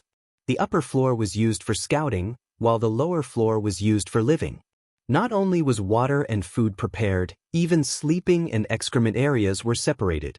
Although it couldn't completely isolate the smell, compared to the hunting ceremony, this was already a relatively relaxed environment. He did not understand why the other party would suddenly complain about this. You don't understand. Fairy wanted to say something but stopped. In the end, he glared at him and sat down against the wall. What do you think the metal cans they prepared before were used for? They dug holes and buried wires. In the end, when the enemy came, there was no movement at all. I don't know, but if it's something the chief made, I don't think it's strange that anything happened. He had seen too many incredible items, tools, and weapons in the past year or so. I hope it won't be the next pill of madness, Fairy muttered. Pill of madness? He seemed to have heard of it somewhere. Jodl was about to ask him when suddenly someone poked his head out from under the floor. There's news from the rear. The attack is about to begin. Get ready quickly. Phew, Fairy let out a long breath. Finally, we don't have to wait anymore. I'll go down now. Jodl was more thoughtful. What's the order to attack? Is it still the same as planned? That's right, the man replied. When the explosion sounds, it's the time for the whole army to move out. It's time. Iron Axe put down the telescope, turned around and ordered, "Turn on the power now." Sir. Two soldiers of the demolition team started to turn the hand-operated generator, while the third one put his hand on the lever. It was finally time to verify the results of their long preparation and plan. The red mist had now covered the whole of the kingdom of Wolfheart. If the first army continued to retreat, the Broken Tooth Castle would soon fall into the demon's hands. The two cities were like Silver City and Grey Castle, which were very close to each other. In the past, the Broken Tooth Castle had become an excellent barrier for the Tusk City because of its natural terrain. There was a saying in the kingdom of Wolfheart that the Tusk City would be safe as long as the Tusk City remained intact. But now, they were going to use the Broken Tooth Castle as a stepping stone to give the enemies who occupied the Tusk City a head-on blow. Iron Axe had long noticed that the demons did not always wear the breathing device. Perhaps, for them, the equipment was an extra burden.